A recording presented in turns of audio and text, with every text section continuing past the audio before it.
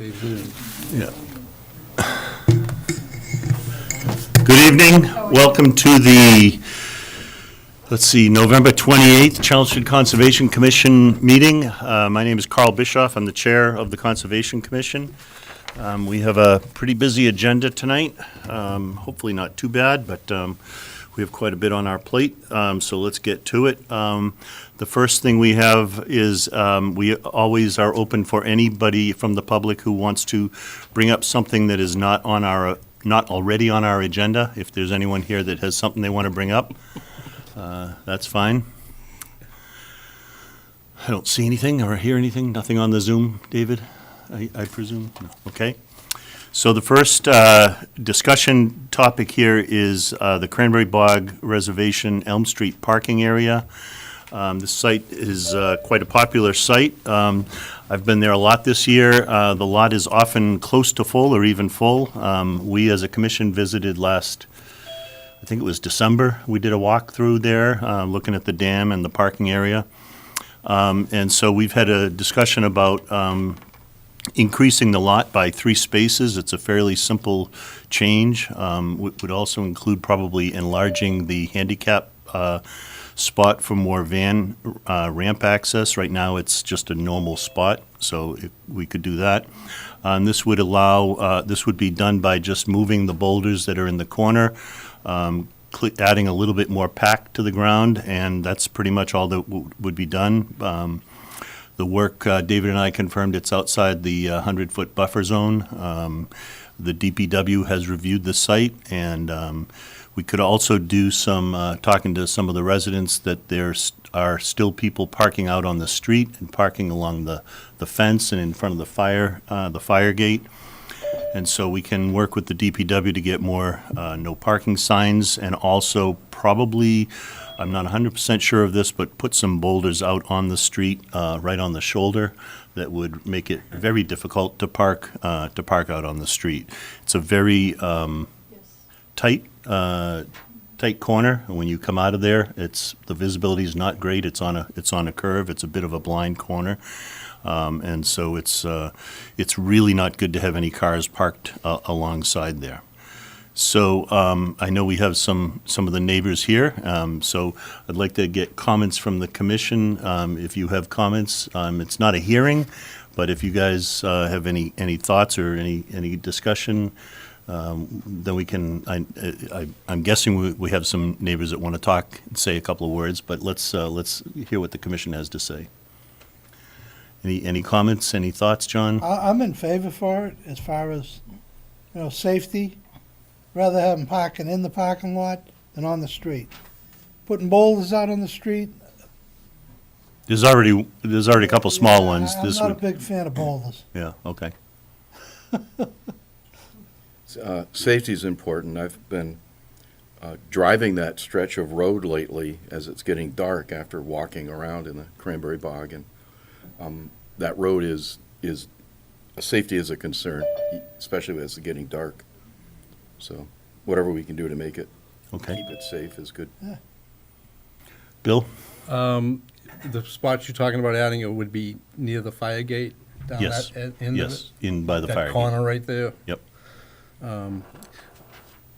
I can't remember back when we approved this originally, how many spots, it was an issue back then, how many spots we're gonna put there, so I'd just like to look and see what we agreed to back then. There was some question from the neighbors, Okay. so that's about it right now. Okay. Chris? I'm good for now, Carl. Let's see what we have for some of the neighborhood input. Okay. And Dave, you're on. Are you on? Chris? Yep. Okay. Chris and Carl, I think there are how many spots there now? Total? I think it's 7. 7 spots. The original plans, I think, suggested we could have more than 7. We decided to only have 7 to see how much it worked. That must have been, what, 15 years ago? Yeah, I think it was So 2007.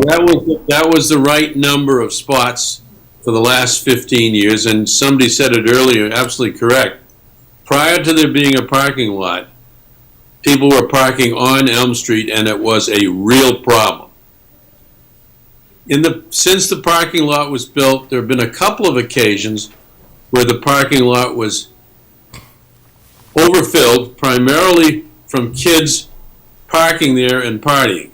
So I think adding 3 spots is nothing compared to what it can be if we don't have enough parking.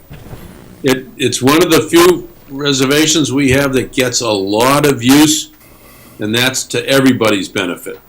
During COVID, I can remember how many people would show up on weekends to just get out of the house to walk the cranberry bog. And now that Carlisle is not going to have an operating cranberry farm there, but is going to turn it back into an open meadow over the next few years, this is going to be a delightful reservation, and adding 3 spots is the right thing to do. Okay, thank you. David, do you have any other comment or any insights? No, okay. So I'd like to open it to members of the public. I know there's a couple of you here that would like to speak up. It's not a hearing, but I think it's important to hear from the neighbors, so. Hi there. And please make sure you give your name and your address. Meredith Kent, 79 Elm Street. I'm sure a few of you remember me from back in '07. And I actually brought the map of the lot that we had agreed to with 6 spaces and 1 handicap space. And I agree about the parking on the street. My recollection of this, originally there were 10 spaces, and after much deliberation with neighbors and people who live on Elm Street, that we decided to go down to the 6. And in my opinion, it's worked really well. I know the spot is becoming much more popular. There is also plenty of parking over on the Carlisle side. The S-curve, to me, is the biggest issue, and now that it's been mowed open, I think it encourages more people to park on the road.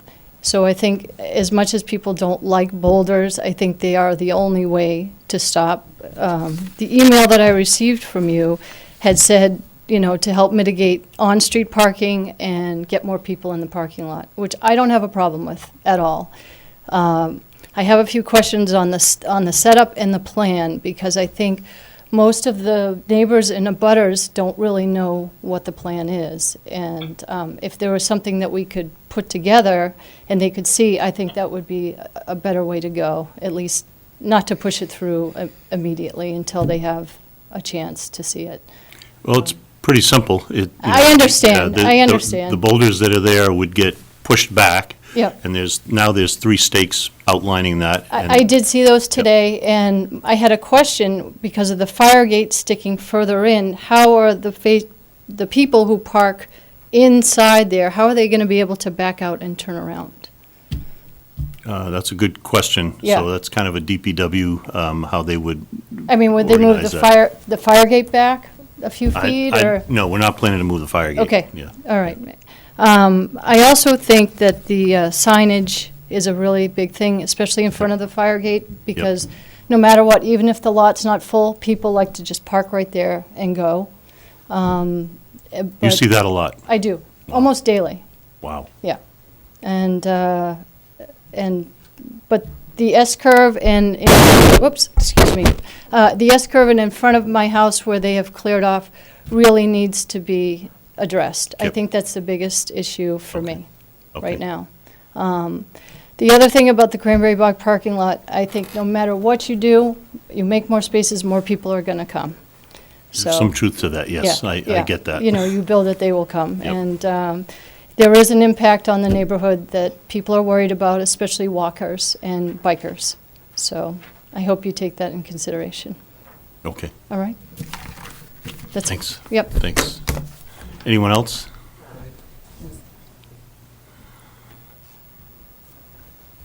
Hi, Hello? I'm Jillian Orlinsky. We live at 54 Elm Street on the same side as the parking lot, the very next house to where the parking lot entrance is.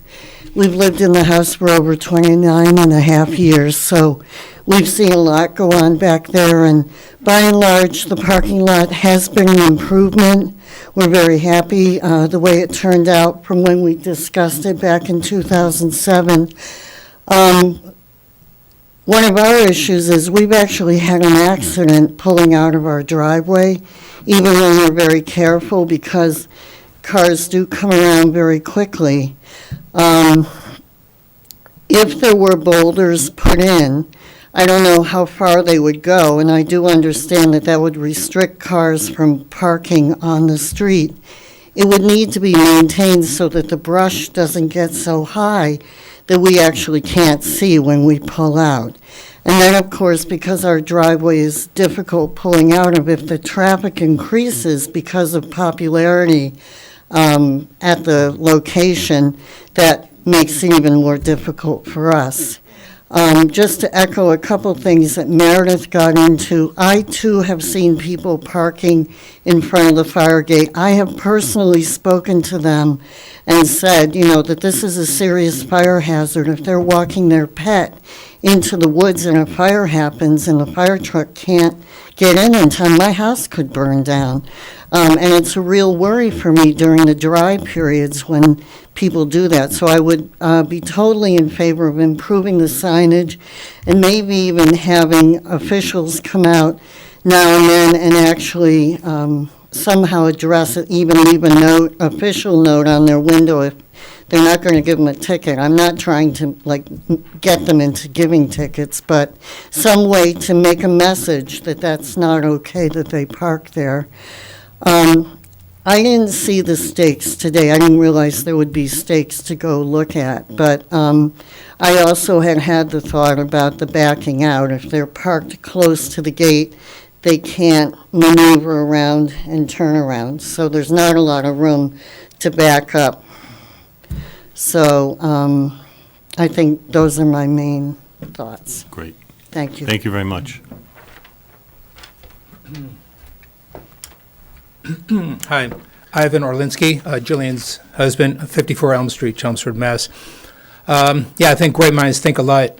As far as the boulders, I think the details of how that is done is important. You know, in the winter, they might get covered, so it would be hard to see. But as Jillian was... I'm sorry, you're talking about boulders Boulders if you put them on the street? Right. Okay. On the edge of the street. Right, exactly. Yeah, excuse me. Yeah, we have noticed cars parking there, and as Jillian was saying, when we pull out of our driveway, we're very careful because it is dangerous. I was just curious if there's any other signage that can be put up right before that bend, like slow down, or any suggestions? We can certainly ask the DPW, and I would encourage you to send a note to the director of the DPW. Okay. They listen, they pay attention. They act pretty quick lately. Good. Yeah, they were just there. In fact, they were the ones who cut that brush right between our parking lot and your driveway. Right. And the most I've seen it cut in years, and I was really impressed. And Good. it was kind of like, oh, wow. And to your point or somebody's point, it also makes it a lot easier for cars to park there now. Right. And it's like, well, the good thing is it's much better visibility, but the bad thing is Right. cars can easily park there. So I think it's on us as to maintain that Mm-hmm. site with the DPW and the volunteers to keep that clear. Mm-hmm. But if we put a rock in there, a boulder in there, that would help to deter somebody from parking there. Right. Excuse me, I mean, probably, ideally, signs would be enough, but it's probably not sufficient. The other quick question is when, it's just about December, when would this work be done? This could be very soon. The DPW's in their kind of mode of, we've got, if we can do this soon, we'll do it, because until snow comes, they're not doing big projects, and they could do this in, I don't know, I want to say a half a day. It's not a lot of work. It's very minimal. Moving the rocks might be a bit, but they have the right excavator. They can move them pretty fast. So the plan is again to add three spots. Yep. Okay. Yeah, and it's a good question about the backing up part. I think there's enough room that both in the directions there that could work, but I'd have to, they're the experts in parking dimensions and all that. Would have to see. If it's only 2, then it's 2. Oh, Right. 10-point turn. Yeah, 10-point turn, yeah. What Right. would it take How to many- move the fire gate? I don't really want to go there. Yeah, I think it's fine the way it is, and if we go to two, yeah. And you're creeping in. Excuse me, last question. Yep. What's, right now, how many handicap parking spots are there? There's one there. And it'll stay like that? Yeah, it would stay one. Yeah, it would probably make it bigger, because right now it's really not big enough. If you had a van there. Yeah. And you were trying to get a wheelchair out and somebody was parked, you wouldn't have enough room. So hopefully we'd be able to make it bigger. Okay, all right, thank you very much. Yep. Any other? Yep, sure. Come right up.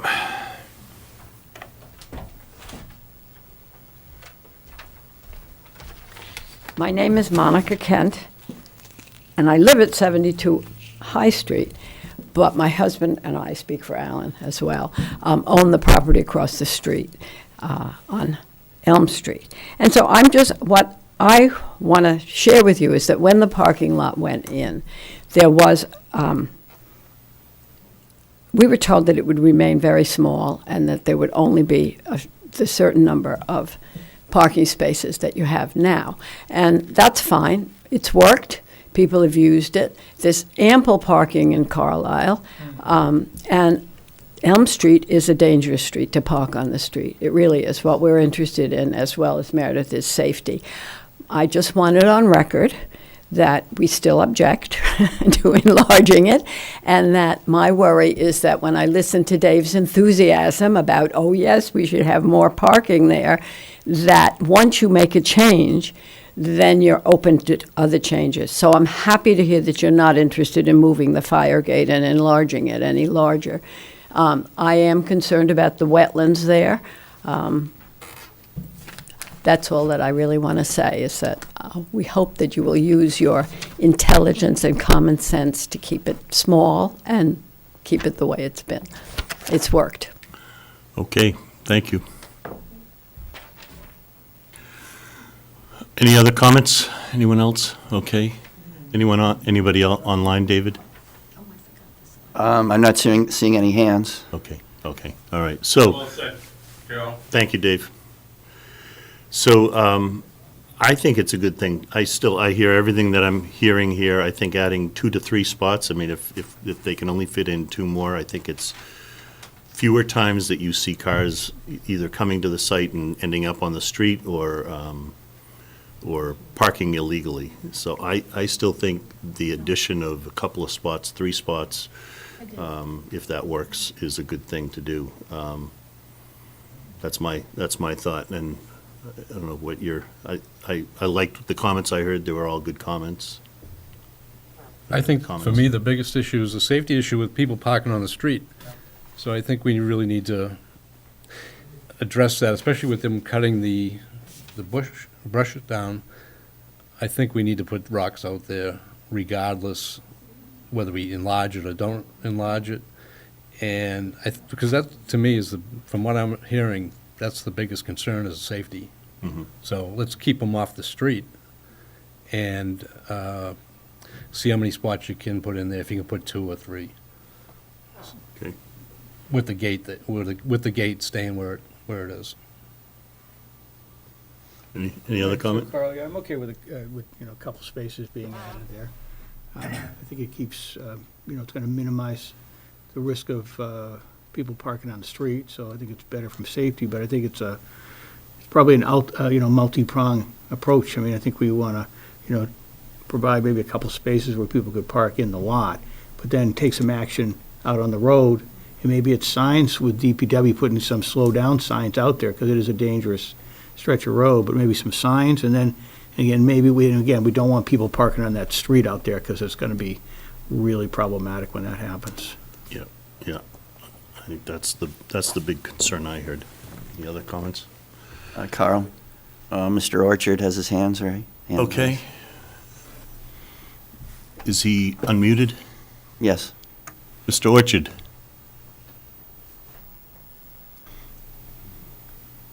We don't hear you. I don't hear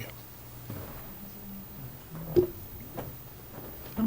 Says he's unmuted. Hey, can you hear me now? Yes, we hear you. Okay, I'm sorry. I didn't raise my hand earlier. My name is Brad Orchard. I live at 7 Arrowhead Circle. I'm a neighbor of Meredith, and I'm here primarily to support Meredith. Everything I've heard so far sounds very reasonable. I just want to emphasize also the safety. It is a very dangerous corner, and any cars that are parked on that street makes it a significant hazard. So that must be stopped.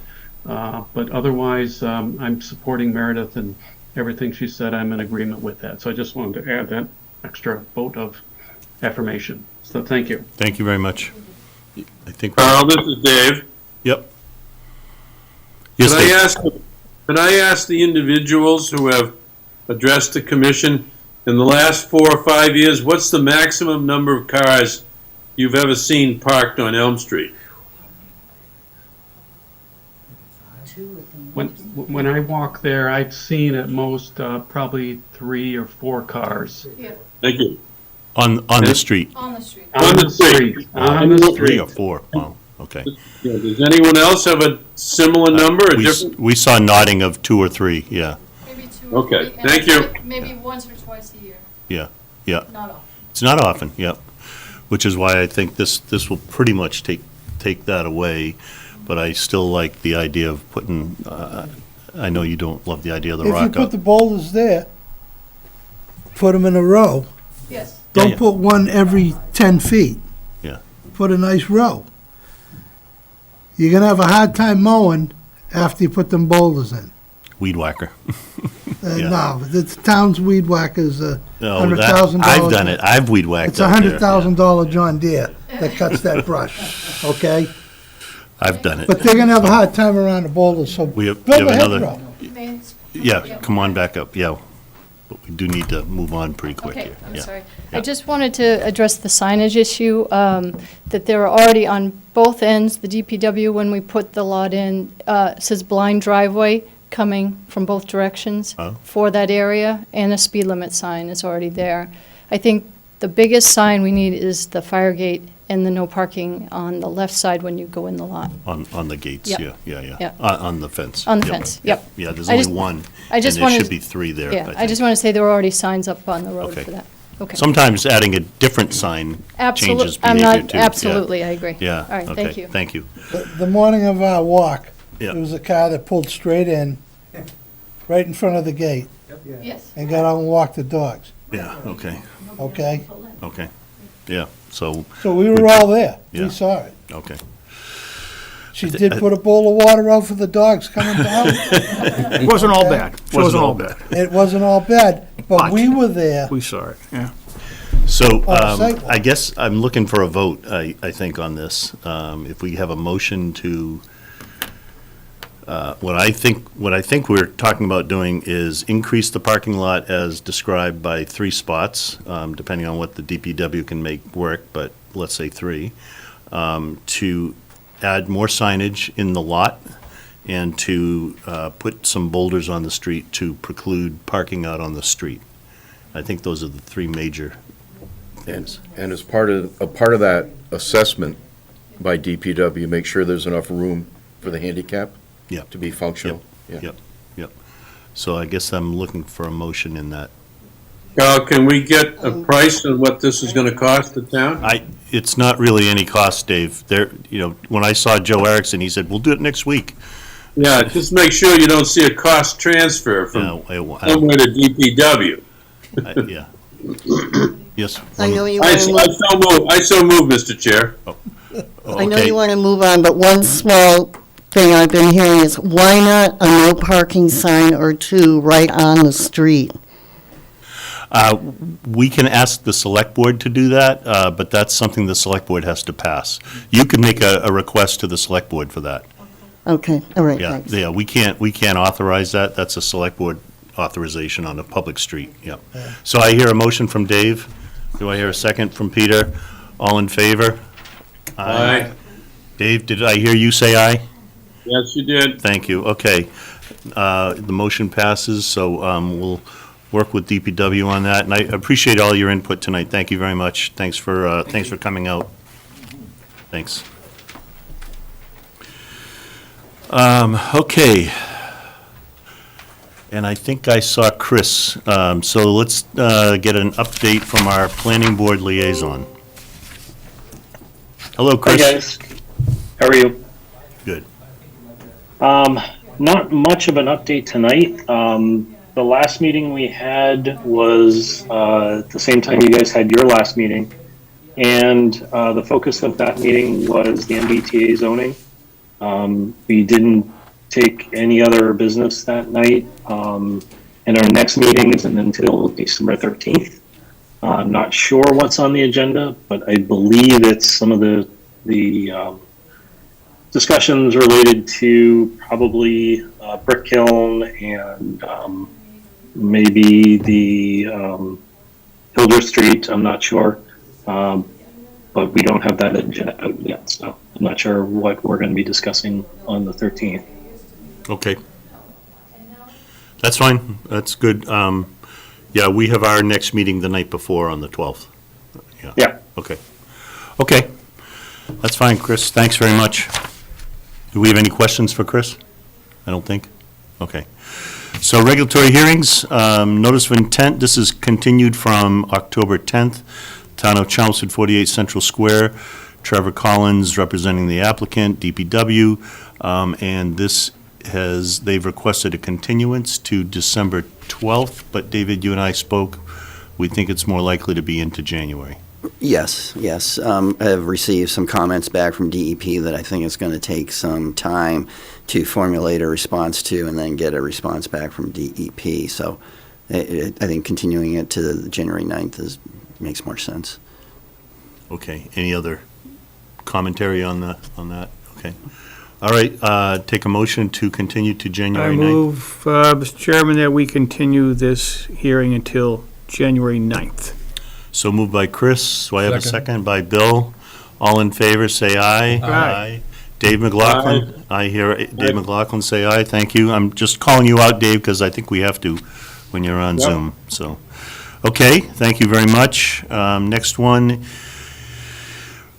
This is the request for determination of applicability after the fact filing for Donald St. John at Littleton Road, the assessor's parcel map 92, block 337, lot 3. Do we have a legal notice? On the screen. Mr. Well, legal notice, yes, sir. Pursuant to the provisions of the Massachusetts Wetlands Protection Act, Mass General Laws, Chapter 131, Section 40, and the Chelmsford Wetlands Bylaw, Chapter 187, the Chelmsford Conservation Commission will conduct a public hearing in Room 204 at the town offices on Tuesday, November 28, 2023, at 7:05 p.m. to consider the request for determination of applicability filed after the fact by property owner Donald St. John for proposed work within 100-foot buffer zone to bordering vegetated wetlands at Littleton Road, further identified as Assessor's Map 92 Block 337, Lot 3. The project entails installation of crushed gravel on the entrance drive and level parking lot, as well as clearing of woody debris stockpiled adjacent to the Beaver Brook and the placement of a metal storage container. Mr. Chairman. So before we Thank you. begin, Mr. Chairman, I just want to amend the legal notice. It should have also said, in addition to an 100-foot buffer zone to bordering vegetated wetlands, but bordering lands subject to flooding and riverfront area as well, so. Make sure we note Vivian to get that into the record, okay? So we'll make sure that gets captured, okay? So we've been, this has been on our agenda, this piece of land for quite a while. We are now at the point where we actually have an actual RDA. So is the applicant there? Susan MacArthur is here. You there, Susan? Yes, hi. Hi. I got a text from Donald saying that he is not going to be able to make it, so it's just me. Okay. Do you have anything to talk about here? We can see the diagram. What is this, a Google map? It's just an aerial.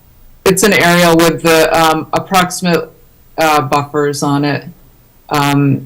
He didn't get it surveyed, so I told them we have to submit something. So it just shows the approximate location of the entrance gravel drive, as well as the storage trailer, the the woody stockpile, and if I could share my screen, I'll show you a few photos.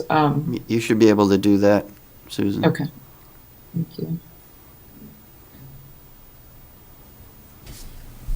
Okay, so from Littleton Road, looking onto the property, I know some of you have been out there, so this might not be anything new, but this is the gravel that he put down.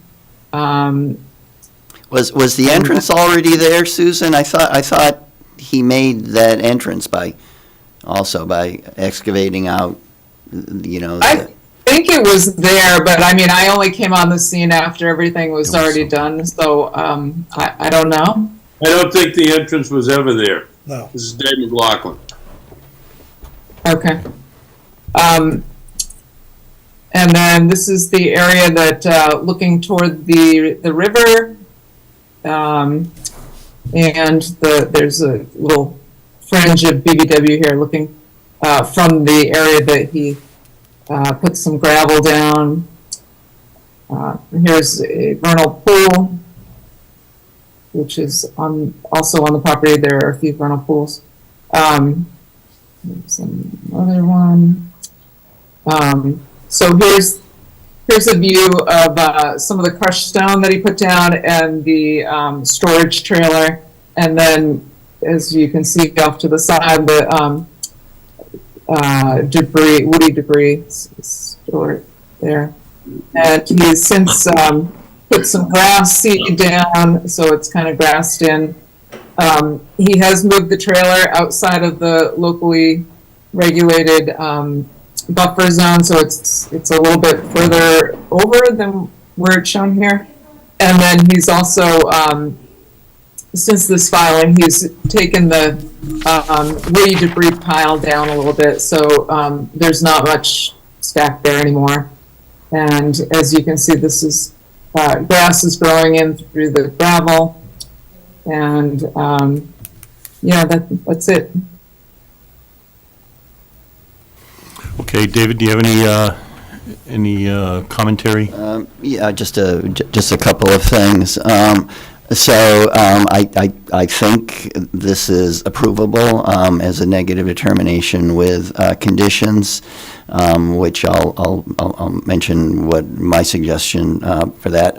But I guess actually my main concern is the storage trailer and it being in the floodplain. If that area ever is flooded, I don't know if it's buoyant or not. I don't know if it's going to float away. I don't know what's going to happen to it. So I think I would think it's pretty heavy, but I don't know what's stored in there, so that might be more of a concern. He said it's just tools, so well. Maybe, And that's actually recommend two conditions. That's one, that the storage be restricted to tools. Certainly no chemicals of any kind. Certainly no gasoline or anything like that in the container. The other condition I would recommend would be delineation of the 25-foot no disturb setback, at least in the area of the parking. Just make sure that there's sort of no encroachment or creeping into the 25-foot no disturb setback. Okay. Dave, do you want to start for us? Dave McLaughlin? Sure. Yeah, can you hear me? Yes, we hear you, yep. Okay. In the application, it referenced 3 vernal pools. yes. And yet there's no discussion in the RDA as to how those vernal pools are going to be protected from activity. I think we need to understand that. One particular you said was 83 feet from the site. We don't know if the site's going to expand, and we don't know what kind of activity is going to be on the site. And certainly activity on the site those people will probably not know that there is a vernal pool there. I'm sorry. You just make a note of that, okay? Let me just make a few other points. Remember, guys, this is a belated RDA under an enforcement order. So this person is trying to save the mistakes that they originally made. Like our conservation agent, I'm very concerned as to what can be stored in that shed. You can't see it from the road, I'm pretty sure. So we don't know what, even though documents may say it, we're not going to be able to see any activity in that shed or around that shed. This is a problematic site, as small as it is, and we better not let it get away from us. The applicant said he was having it surveyed and wetland flagged, and his representative tonight said that hadn't been done.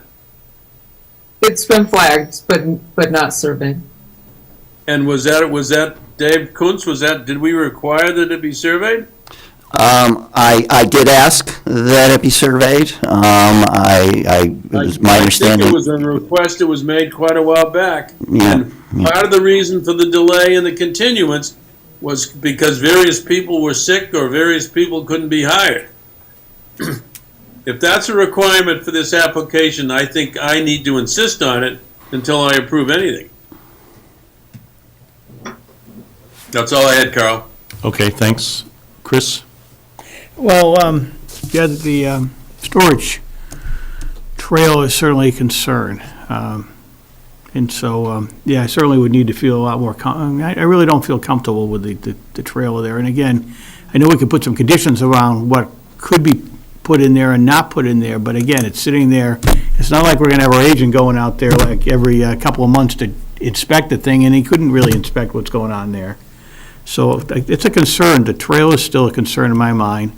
The wetlands flags, were you able to confirm that they're accurate? As far as flags go? Yeah, I've been out there a couple of times. I think it's an accurate flagging job.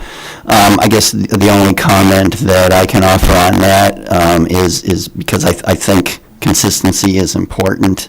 There was a recent RDA filing, the commission recalls, actually under very similar circumstances, pursuant to an enforcement order for Mr. Johnson. I'm afraid I can't remember the name of the road up around the lake where he had put in a shed and did some clearing.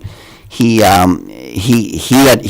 was requested to also do a survey and ended up not doing one. Because he said it was just too expensive. He did a little bit more than this. He actually went out and measured the location of the flags, the wetland flags, to the shed and the clearing that he had done, and then drew up a plan that was to scale at least. It wasn't surveyed, so that was a case where a survey was not done. So I don't know whether that's a justification for not doing it in this case, but I think consistency is important. So, Ken, the flags have been done and verified, that's good, but we always need to have the flags on a plan, and the plan, stamped. Well, and that was made clear to Mr. St. John and Mr. Johnson as well. Yeah. But, So, I think we're making progress. We got something in front of us, we got our NDA, but I'm not at the point where I'm comfortable with being able to approve it. But anyway, back to you, Mr. Chair. Thank you. Bill? I agree with Dave. I'm a little confused. I thought we were waiting for a plan. I thought there was a engineer that was hired to do the plot plan, and I'm not sure why that was dropped from this. I don't think it's dropped. I just don't think it's been done yet, but we certainly haven't dropped it, as far as I'm concerned. Yeah. Right. So, I think on this, I I think we need the plan. I think we need the wetland flags on the plan. It's hard to tell from that Google map where the setbacks are from the disturbance. So I think we need to get the wetland flags on a plot plan and where the piles are, where the stone driveway is, where the container is, and then we can decide how we're going to deal with it. The vernal pool should be on the plan. So I think we're still waiting for some information. Okay, thanks. Peter? Yeah, I agree with all the previous comments, and then I had an observation and a question. The observation is, I wonder if that trailer storage unit was moved farther away from the wetlands, would the survey be as important? I'm just throwing that out there. Now, we don't need to discuss it. But my two questions are, the first is the vernal pool, but it's also some other permanent marker of the resource areas, because it's clear that on this piece of property, things happen. And the vernal pool that Dave mentioned is of course very important to the interest this commission protects, but so is all of the wetlands. So I would advocate and support that comment. And then my other question is, Susan, maybe you know, the pile of debris, I assume, are the trees that were cut on the property. And Dave Coons, maybe you can help me with the regulatory limits, or maybe you saw where the trees may have been cut. But is that a concern? My question is past tree cutting a concern to the commission relative to our bylaws? Well, I mean, it should have been approved in advance, of course. I think, you know, I think had the RDA been filed, you know, when it should have been, I think that, you know, creation of a small parking area, which entailed taking down a few trees, is something I think the commission can approve or could have approved. I think the most important thing is that it not go within the 25-foot no disturb. Susan, can you bring up your the aerial on your screen and show us where the vernal pool is located? All right, so the two vernal pool, there are 3 certified vernal pools. 2 of them I didn't flag because they're within the wetland itself. They're like, I don't know, like one is over here, and the other one's somewhere over here. They're close together, but they're within the wetland, so the wetland flags encompass them anyway. So those weren't, you know, separately flagged out. This is the other vernal pool, and it was flagged, and it's somewhat near the entrance and near the road too. It's not too far off the road. But that one is definitely flagged. But you're not sure whether it looks like the gravel entrance may be within the buffer zone to that vernal pool. I'm trying to recall about the parking area itself. Yeah, I think it is. Okay. Again, these are approximate. He didn't end up getting a surveyor. I thought he was going to. I was kind of the same assumption as you, the commission, was that it was happening, but. Okay. John? I'm just wondering what's gonna happen with all this. What that container's Good there question, for. John. Good question, John. Alright. This Is this John, gonna if become a you go with that. construction yard where he has some stuff, other stuff brought in? Is the container, what's going on with the container? Is there lawn chairs in the container? And an umbrella that he brings out and sits? Or has he got something in there that later on down the, it's gonna have building materials or this or that, a little construction yard? You gotta nip it in the bud. John, this is David. This is certainly going to be a commercial endeavor. That's Step by step, stage step by by stage. step, Inch by inch. inch by inch. That's right. It's something's gonna happen there. Yeah, okay. Need a survey. I think you're right. That's The why, wetlands flags, everybody else, anybody who wants to do anything with that piece of land in this town would have to have it surveyed to build a shed, Yep, okay? That's a storage container. Yeah. What's the story with storage containers? Yep. We don't know what's in there. Mr. Chair, this is Dave McLaughlin. yes. Mr. Kuntz, is this enough, have you heard enough discussion from us that we should deny the RDA and require them to file a notice of intent to cover all these things? Well, I think as I said earlier, assuming, let's just say for the sake of discussion, that we had a survey plan. Again, I think just the creation of a gravel entrance and a gravel parking area, small, maybe limiting it to a couple of vehicles, I think that is something that the commission could approve with a negative determination of applicability. I think with regard to the storage trailer, it looks like there's enough area on the site to get it out of the buffer zone. You could certainly do that. I think, and that would even be less activity and less of a requirement for doing a notice of intent.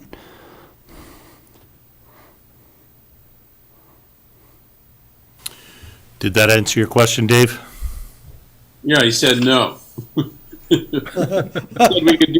said we could do it under an IDA. Yeah, I mean, you could certainly, again, add those in as conditions, one condition. I mean, I've heard a lot of concern about the storage container, which I think is legitimate. Yeah. You'd say make a condition, get it out of the buffer zone. So I think we're at a point, though, I don't feel comfortable moving until we see a survey. We've asked for a survey. If this was a new applicant, if this was anyone else would be getting a survey, that would be a first step. So to me, we either continue waiting for a survey or we deny because we didn't get a survey. That A was, certified plot plan. something. You want to build an addition on your house, you got to get a certified plot plan. Yeah, and, Yep. and can I just throw out there, I'm trying to go, we asked for the certified plot plan several times and didn't get it. So is this the point where we make a vote on the RDA? And Well, I think you could do that, or you could vote to continue it pending, receipt of a plot plan showing the proposed. Yeah, let's continue it. And all right. Hey, if we're going to do that, there's some other things we need to add to the request for information. One is, I would like to know how the vernal pool is going to be protected from human activity, because there are going to be cars and trucks going in. And I heard 86 feet. That's no distance at all. People are going to park cars there or trucks there while somebody else is doing some work. They may be wandering around. So that's one. All right. I would like to understand what's going to be in the shed, and we should require that nothing else other than what's listed be in the shed. And someone also mentioned moving the shed outside of the 100-foot buffer zone. If that's physically possible, I think that should be on this. So all three of those things, I think, should need to be addressed in addition to the plot plan that we're asking for. I think so. I Agreed. think you're right on, Dave. I think Those are kind of, to me, the minimum, the minimum set. So, we're not, we taking public comment? It's It's a public hearing. public hearing. We can take public comment here. Sure, if you- we welcome it. I noticed a couple of interested parties looking to speak. Yeah, Joel Luna, 10 Carter Drive. Actually, we are the ones that certified those vernal pools. Nice. They being certified, then they have certain rights under the bylaw. And Ruth is now going to give you the details of that. Sorry. Since they're already certified, then they are a higher level of protection under the state law as far as they'd be considered outstanding resource water. Under our bylaw, they are resource areas. They have a 100-foot buffer zone. And that was one of the things when I was on the commission that I worked for, getting them to be a resource area, because that buffer zone is very important for a vernal pool, because the animals that are using the pool typically are relying on that vegetation that's surrounding it. And so that's one where I don't think you want to be budging on a 100-foot buffer for protecting it, because that's kind of minimal for what a vernal pool needs. And then the other is that I would want all 3 vernal pools to be surveyed so you can see what areas where you don't want any. Like in the bylaw, you would allow disturbance in a buffer zone, but I wouldn't recommend having disturbance allowed for any one of those 3. And so I think all 3 of those should be specifically marked on the plan. And I appreciate all the questions you've all been asking. Yeah. Thank you. And I just wanted to add, it's important to identify, to flag not just the vernal pools, but their 100-foot buffer as well, so that you know where that 100-foot buffer is as well, which, I mean, to say that it's in that wetland, that isn't sufficient, because they get a different buffer zone than the wetland does. So, all right. Thank you. Okay. So I'm open to a motion if we're at that point. I think we are. Yeah, I'll make a motion then that we continue I think it's a lot that has to be happening on this thing, to be honest. I would suggest January, was it 9th? That's the next meeting after the 12th. Yeah. I don't know. I honestly don't know whether all of that could be done January 9th. A survey and everything. There's a lot to be done Yeah. before it's gonna be anywhere entertainable, you know? Well, but the survey's been a continuous request. It's not like we're asking the applicant to hire a survey and get the survey done in 4 weeks. This was asked months ago. Yeah. Yeah. Months ago. So, I mean, I don't think we should show much patience on that topic. I mean, as John says, or any other land that gets developed in town, even if it's a And minor. if he doesn't do it, we can deny it. Okay, so I make a motion that we continue this to January 9th and that they need to comply with all these points that we've required. yeah, we said a survey which would include the wetlands, the vernal pools, all 3 vernal pools, the driveway and the parking, the storage container, including what the contents are and what, in general terms, and the location of the container, Location pulled out of the 100-foot. and make sure that it's out of the 100-foot, and include all the Contents. vernal pool wetlands, and then a general description of the contents. And what's gonna be or done what's- there? Yeah. So just a point of clarification, Susan. So did you say you actually flagged all of the vernal pools? I didn't flag the ones that are within the wetland, but I did flag the one up in this corner. Okay, so then you would, to have the other ones shown on the survey plan, you'd have to flag them first, right? I'd have to go back out and flag, yeah. Which is fine, I can I do think that. I Need think to we're know where asking they for are. that. That's, I think yeah, that was a good point raised by the Lunas, to be honest. Yeah, Yep. yep, okay. So I have a motion from Chris. I think we got the details. Hopefully Vivian can track that. Do I have a second? Second. Second from Peter. All in favor of continuing? Aye. Aye. Dave? Dave McLaughlin's aye. Okay, none opposed, so the motion passes. Susan, thank you very much for, you'll be able to convey this information to your client, I take it? I will. And just one more thing, Susan, while you're here, just a reminder that I need the check for the cost of publication of the legal notice. Okay? Okay. Thank you. Thank you, Susan. Thank you. Okay. Okay. Yep. Next on our list,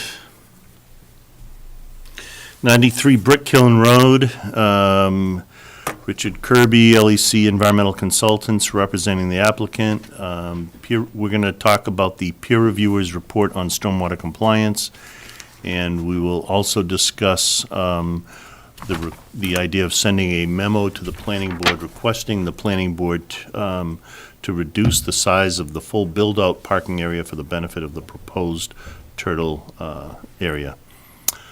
So I could just begin. Okay. So we have, I have up on the screen, our peer reviewers report, and our peer reviewer is here, Craig Marchionda. Did I say your name right, Craig? Your last name? Yes, thank you. Okay. But I think I'd like to ask you to present your report, but before that, so Brian, you were forwarded a copy of our peer reviewers' comments, and I haven't heard anything back. Is that because you haven't submitted a response, or? Correct. So for the record, Brian Gaudreau with Hancock Associates, we are on the cusp of issuing a revision. So after Craig gets done with his presentation piece, essentially we don't have any questions or response. We're addressing all of those comments. Okay. So, Craig, if you want to bring your letter up on the screen, you can share it. That's up to you. But I think we should go through it, standard by standard. And I think, David, if Craig, Peter here, given the applicant seems to accept the letter, the technical points, maybe, Craig, you as you go through this, maybe you could offer us a couple of suggestions, or if there's anything controversial or unclear as you go through it, that would help the applicant come up with a plan that we can approve, hopefully. Okay, Craig Marchionda here, Marchionda and Associates. We did a stormwater peer review on this project. I don't have it available on my computer to share my screen. I see you guys have it there. To be honest, I was anticipating getting responses back from the applicant when they had an opportunity, and then hopefully we'll just hash out any remaining small differences. Sounds like they're about to issue responses, which is good, and hopefully we can clear it all up. But as you see on the screen, I don't know, do you want me to discuss the standards that they comply with already, or just point out the ones that we requested more information and things like that? I'd just go through them, each one in order, because I think there may be questions on even ones that do comply. Sure. Well, standard one regarding no new untreated discharges. They have subsurface infiltration systems to treat the runoff, so they're not discharging any untreated runoff. It looks like they have riprap aprons and whatnot to reduce velocity. So I don't see an erosion problem there either. So in my opinion, they comply with standard one. Standard two, the peak rate of runoff. As the applicant's report says, they do have 1/100th of a CFS increase in one scenario, which I agree is totally negligible. And as such, they comply with standard two as well.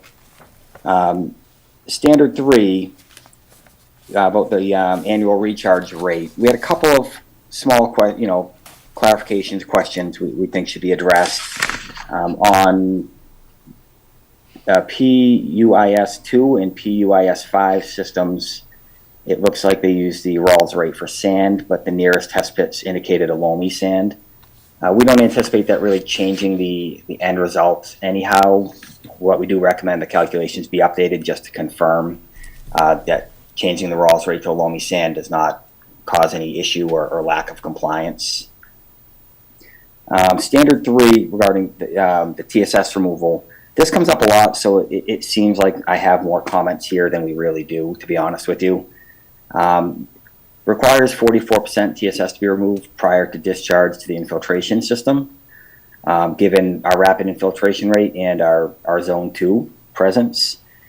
And for us, it's a little bit unclear the standard is met. I did speak with the manufacturer, one of their local engineers, about this, and Storm Tech is saying that this does count toward your pre-treatment. I spoke to a couple peers of mine who have been doing this probably 30 years longer than I have, and they've never heard of it counting as a pre-treatment option. Typically, we have street sweeping, deep sump hooded catch basins, etc. Things like that as our pre-treatment or a water quality unit. We don't have that here. So it may be allowed. We don't see it spelled out in the stormwater handbook as being allowed, nor have we ever seen it done. So, we just ask for clarity on that. If there is a published literature from DEP or Storm Tech that says this is fair game, then that's fine. We'd love to see it. But as of right now, we haven't seen that done. So we typically see, your deep sumps, and then we have, a water quality unit, and then we go in the ground. So that was one thing we noticed. Moving on to standard 4. Craig,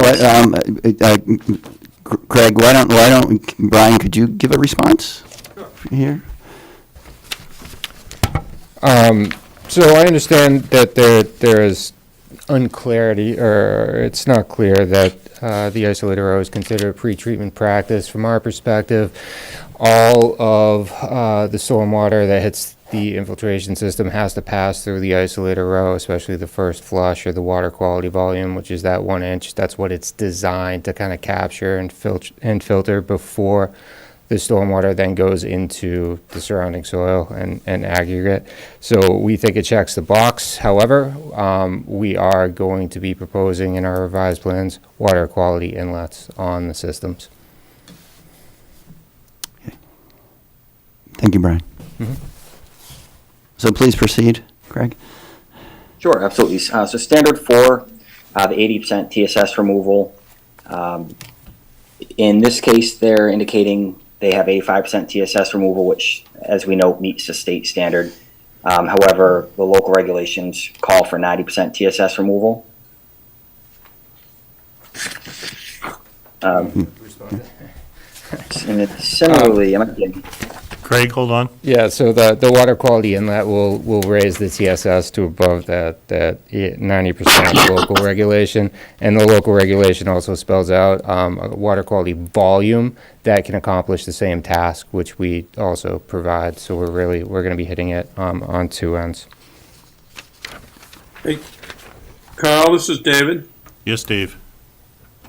Let me ask a question now that both guys can think about as they go through the rest of these standards. And that is, I'm always interested in if the applicant submits something that the commission thinks should be different, what's the incremental cost to achieve the commission's objective? So if you guys could think about that, because some things, it may be just rewriting a piece of paper. Other things, it may be spending thousands of dollars.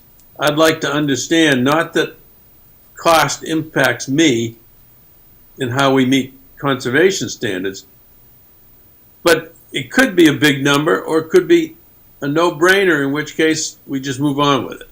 So just think about it as we go through the rest of the standards. And we'll, for example, I'll mention one when we get back finished. Go ahead. I'm sorry. Okay. Thanks, Dave. Okay. Craig, why don't you continue? Sure, absolutely. Item 5 here is standard 5, projects with a land use of higher potential pollutant loads. It's not applicable to this project, so the applicant complies. So, Craig,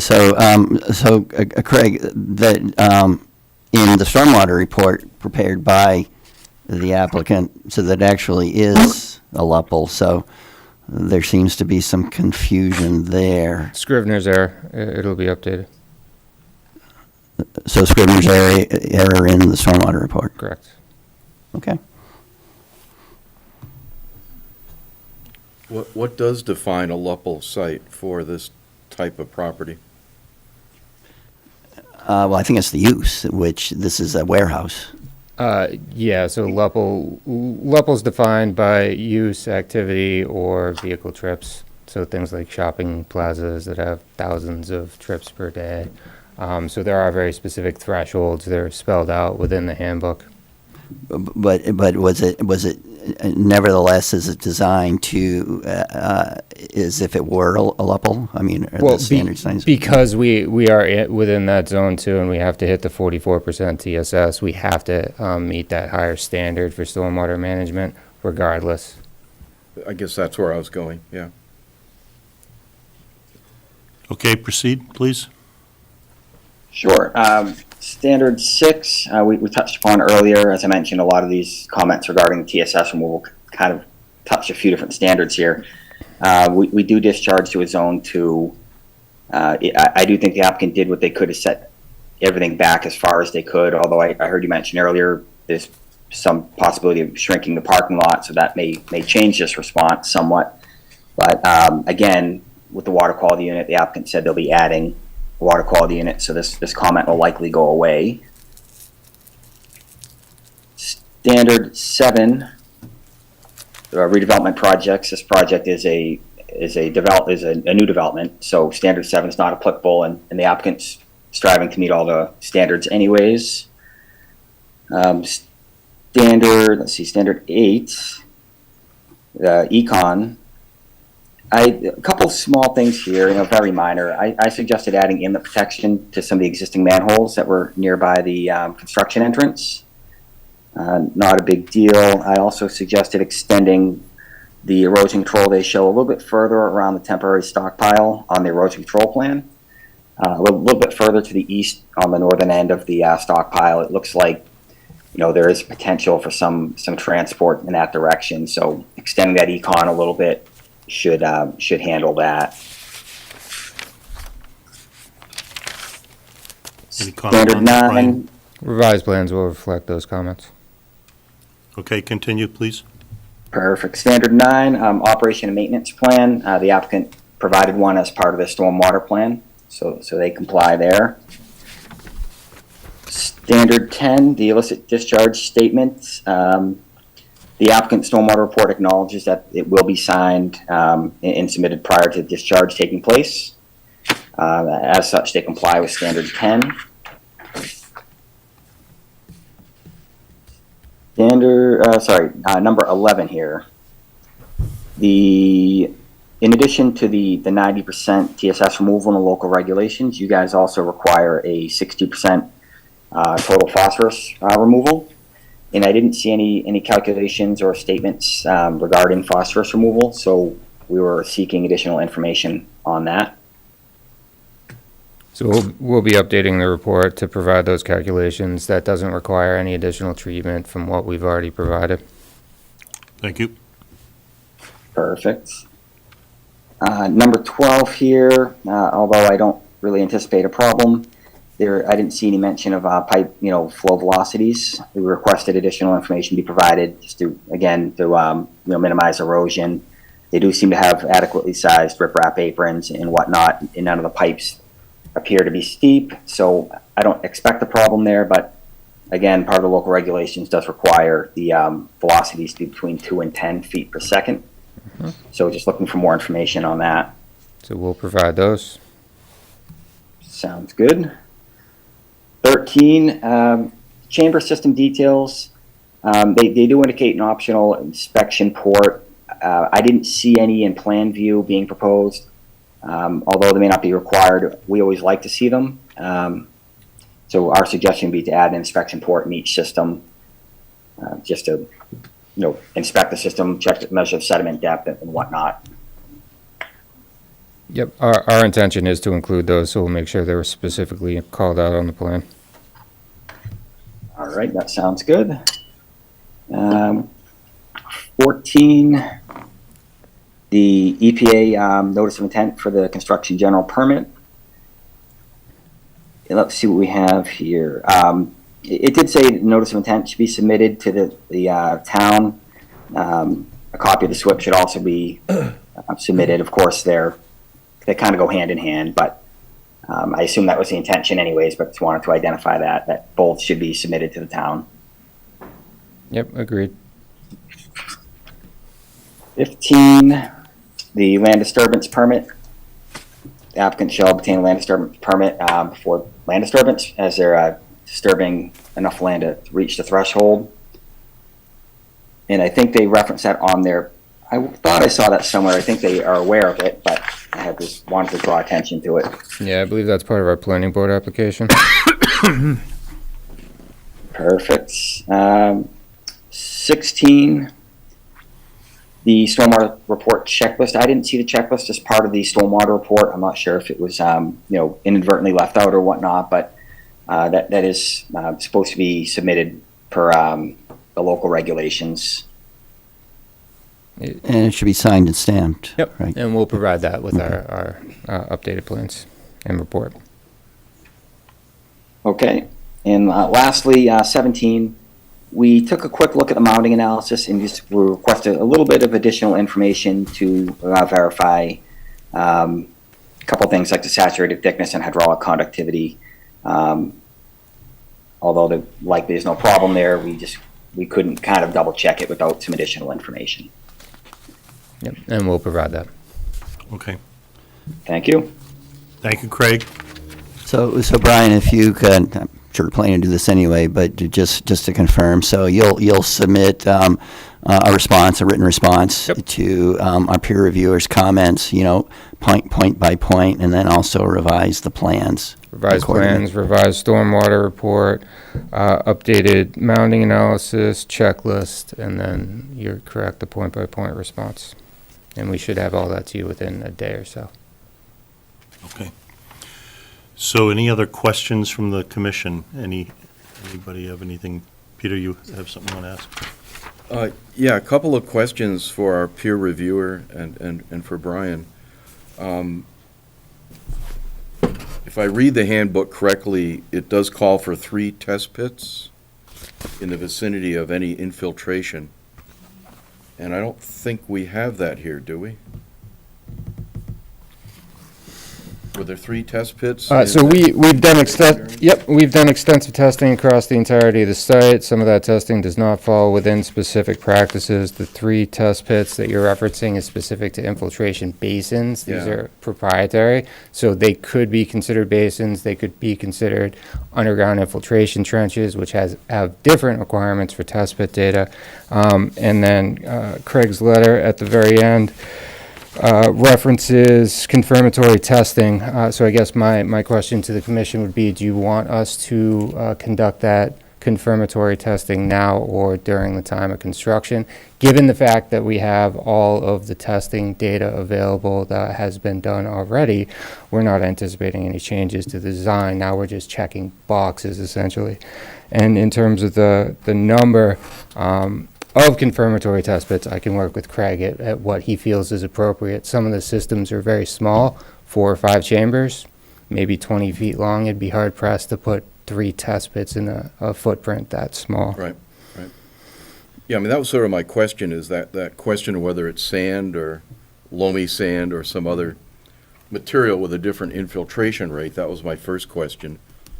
And so I think if you worked with Craig and you guys came to some understanding, and Craig can assure us that we're going down the right road, that would be helpful. David? Well, but that may very well include Craig witnessing, the confirmatory soil testing, which my understanding is the commission has adopted a policy to keep the hearing open pending confirmatory testing or additional soil testing. Right. And then, of course, my related question was the boulders and/or ledge.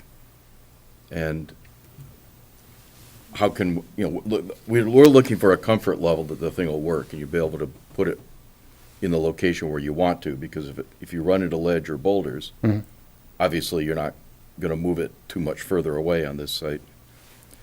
So I don't know, you guys must have thought about that. Craig, did you take a look at that question? Do we need to be concerned, would you say, as a commission, that there might be boulders and/or ledge impacting how these basins are constructed and work? No, I think overall they have adequate testing in general. When I was first kind of briefed on this project before we got involved, I was told that there was some confusion about estimated seasonal high water table, and I was told that confirmatory testing, additional soil testing would be performed. So that was my understanding when we first got involved in this. I didn't know additional soil testing was up in the air. I was told it was kind of happening. So that was our understanding from day one. Yeah, I think there are some questions in my mind about the seasonal high water and the soil type and the infiltration rates. And David, do you have any thoughts on? Well, I think that's something that should be discussed. I have heard some others mention concerns about that. I think I know Ruth has submitted a couple of letters, and once we get to the public comment portion of this, okay, she can further explain in further detail. Yeah, it'd be helpful to me to hear somebody more knowledgeable about it. And then I guess the other questions I had, just quickly, and I think our public comment will address this as well, but the question about the O&M and the long-term pollution prevention plan, and do we feel they're adequate to keep stuff out of our Zone 2 wellhead protection zone? But again, I think there's some public comments, so if our public commenters want to address that a little more detail, that would help me. We'll get to that in a minute, I think, but let's see if anyone else has any other questions. I guess the only question, additional question I have at this point, and it's sort of related to the next sort of sub item, agenda item, is the turtle nesting area vis-a-vis the stormwater infrastructure. So I have that up on my screen right now. So I guess this is a question for Brian. So these two turtle nesting areas, or at least the initial build out turtle nesting area, is superimposed on stormwater BMP. It is not. So what is this grading for? So that grading is surplus fill from construction of the property. So I'm trying to understand how does that, I mean, are these going to be the grades? Those will be the final grades after the phase one build out. So essentially with our phase one plan, we've requested with the planning board to reduce our parking requirements. So we've done two things. We've shown a zoning compliant plan that provides the 98 parking spaces for the square footage of this building, coupled with the employees. And we also provided an initial build out along with a request for waiving building half of the parking spaces. So our project team has kind of put our heads together to understand what we think the parking demand is going to be for this site, and we feel it's going to be about 51 spaces, which is what's proposed. So the idea for site development was to try to balance cuts and fills as much as possible. So with the initial build out, we end up with a little bit of excess material. That excess material is essentially stockpiled, stabilized, and allowed to naturalize, which is what Rich had keyed in to this area because of the location, and then the fact that we can create some sandy, suitable turtle habitat. So that is not over a stormwater management feature. It's strictly finished grade. Now, if you pivot to the phase two plan, that pile goes away, it fills in the infiltration basin, and then you essentially pave over the top of it after we install new stormwater management in the back, at which point in time that habitat area will be recreated with the new final grades. Okay, well, that's something I'd like to talk a little bit more about after we finish stormwater. Okay. John? Since day one, I've said, I want to see the plan for the build-out. Not this plan for this build-out, this plan for this build-out. Let's come up with the plan they're gonna build. Okay? It's not, you gotta put it on paper. Like I said before, anybody else that had to build this building would have to put it complete on paper. I want to see what they're going to build. Okay. Forget this turtle stuff. Forget this. Show us what you're going to build with this there. Okay, John? Mr. Chairman, John, we don't know that the applicant would ever go to the second phase to build it out. How can they propose to us something that economically they may choose not to go ahead with? That's why there's two phases. The second I phase don't may see not two make phases. economic sense. They don't know yet. Well, now I've gotten confused. This drawing I've been carrying around with me, I've had it, and I didn't even bring it up. is phase 2 the 48,000 square foot warehouse and phase 1 is something smaller? No. So the building does not change between the phases. Only the parking lot does. Just the parking? It's strictly a reflection of the planning board allowing us to build 51 spaces versus 98 spaces. Yeah. And then, however, that decision, should it be granted to the applicant, be written and what the triggers are to build the additional parking. So in other words, one way to look at it is your client is proposing 51 spaces, and if that doesn't work, come back for more, which actually makes sense to me. Notwithstanding your point, John, your point makes sense to me too. But the idea is you're going to try to operate with the 51 and see if it works. We believe that that's how many spaces the property really needs to operate. But zoning requires 98. So what we've done is engineered two scenarios. Right. Got it. Thank you. Same size building, though. Same size, nothing changes outside of the additional parking spaces. And we've configured the site such that the back has stormwater management with roof drains right now. When the parking lot, if it's required to be built behind the building, those roof drains will go to a new stormwater management system underneath the parking lot that will also deal with the enhanced treatment. And you're seeking approval now for the whole project or just the 51 parking spaces? It would be the entire project. So from an order of conditions standpoint, it would be a phased project, phase 1, phase 2. Okay, which brings me back to John's point. I got it. Thank you. Okay. Davey, did I hear you wanting to add more? Well, why don't you go around and when you get to me, No, I'll we've been around. I don't think we have any more. I've got nothing on stormwater. I want to talk about the turtle habitat later when we get to that. Right, phase. but I suggest we go to public comment on the stormwater for the moment. I do have some comments on stormwater, Carl. Sorry? I do have comments on stormwater. Okay, go ahead. Yep. Okay.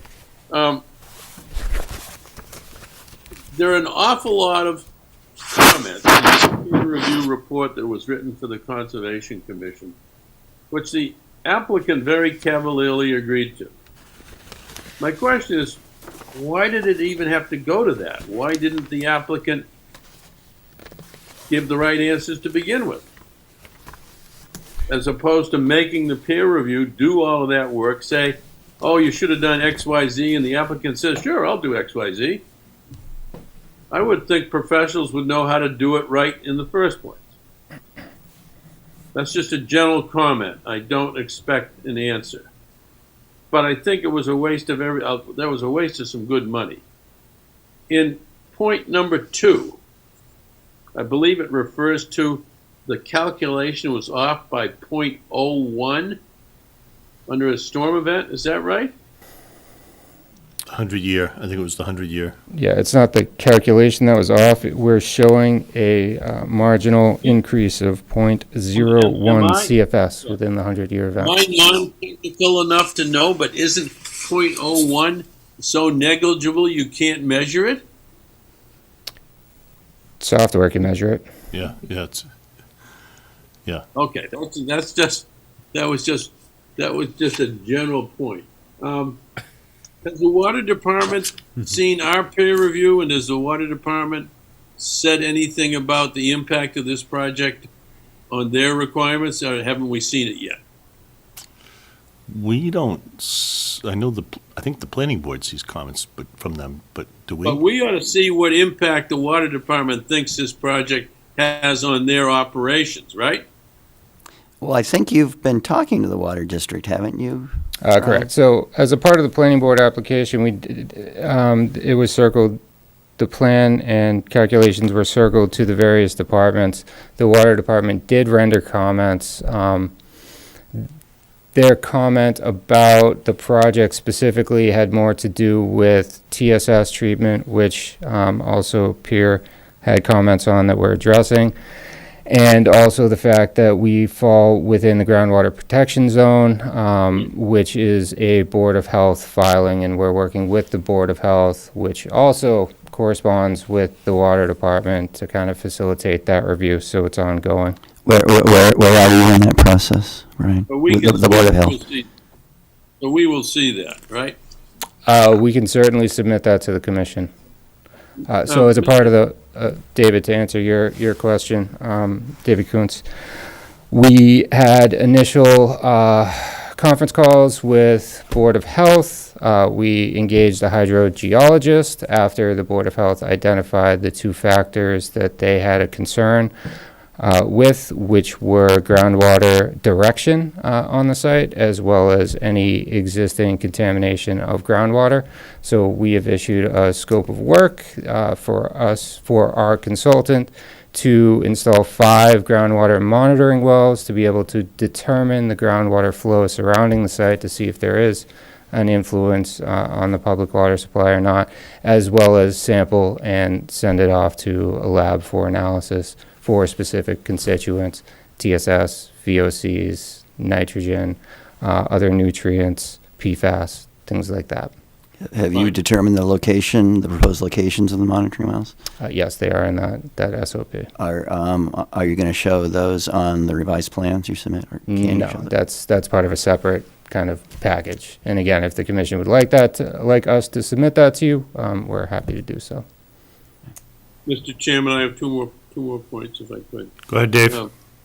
Yeah, I take it, we're gonna talk about turtles later, right? Not tonight. Yes. That's okay. Generally, I would like us as a commission to discuss this at a subsequent date, but if you could make a note of it. We are seeing so many discussions about O&M plans and how we monitor subsequent performance on a site through the O&M plan. We are beginning to put a huge workload on the Conservation Commission agent in order to review annually each O&M plan that's on file and to comment on it one way or another and to follow up if work has to be done. I would like to explore the legality and the feasibility of charging an applicant where a certain size O&M plan is required an annual fee to offset the cost to monitor performance under the O&M plan. We can't do it tonight. I'd like to see it as an agenda discussion. David, I'd like your thoughts on it. Take some time to think about it. I have no idea even if it's legal, but certainly if we do this right, we're going to put a lot more work on the conservation agent. David, Well, I don't disagree with that. I think. No, we don't need to discuss it tonight. Okay. I'm sure you have a comment on it. Yeah. Okay. To me, it's. But I'm in agreement. I've been seeing this same trend. Yeah, it's a much bigger question. My last question: when the applicant submits to our peer review responses to all of their questions, and our peer review decides that the applicant now is consistent with each of the 15-odd points, I would like the applicant to tell me how much incremental cost he will incur in order to comply with those points. That's all I had, Carl. Okay, thanks, Dave. Brian, is that something that's feasible? Probably not without more specific clarity. I mean, what are you looking for? Structural costs, like installation costs, or an aggregate? You're going to answer the peer review one of two answers. You're going to say we're doing this, and the peer reviewer says you now comply. Okay, there's a cost to doing that. It might be the cost of a Xerox copy of a report, or it might be the cost of $30,000 more equipment to comply. I don't know. I'd like to know that. That's what I meant. I can have the conversation with the applicant to see Well, what you we can must know provide. what the incremental cost is in order to comply with the request. Otherwise, you'd fight it. Right? Not necessarily. Oh, come on. You're just Okay. going to roll over and spend another $100,000 because our peer reviewer wants you to do something without contesting it? I don't believe that. All right, that's all I had, Carl. Thank you, Dave. Any other questions? Why don't we go to the, let's go to the audience. We have a public meeting here, so I know, Ruth, I think you've submitted 2 letters on this topic? Two on the plus a stormwater supplement. and then one on the turtle part. So Ruth Luna, 10 Carter Drive. I didn't know how much detail you wanted me to go into versus what's already in the letters. So I'll stay more on the surface, or I'll try. I would say and keep it then- at the high level. And then if you have questions, then I could try to answer further. Because I think the approach will be your letters are being shared with both the applicant and the peer Okay. review, so that those issues can be addressed. Okay. Your questions can be addressed, yeah. So, Ruth, do you want to start with your initial letter? or- I've sort of blended them together, I think, if that's okay. Okay, sure. I mean, I was just taking notes. I don't know if there's anything you want me to put up on the screen. That's kind of what I was I getting think at. she's going to just talk, Okay. I I'll think, try, yeah.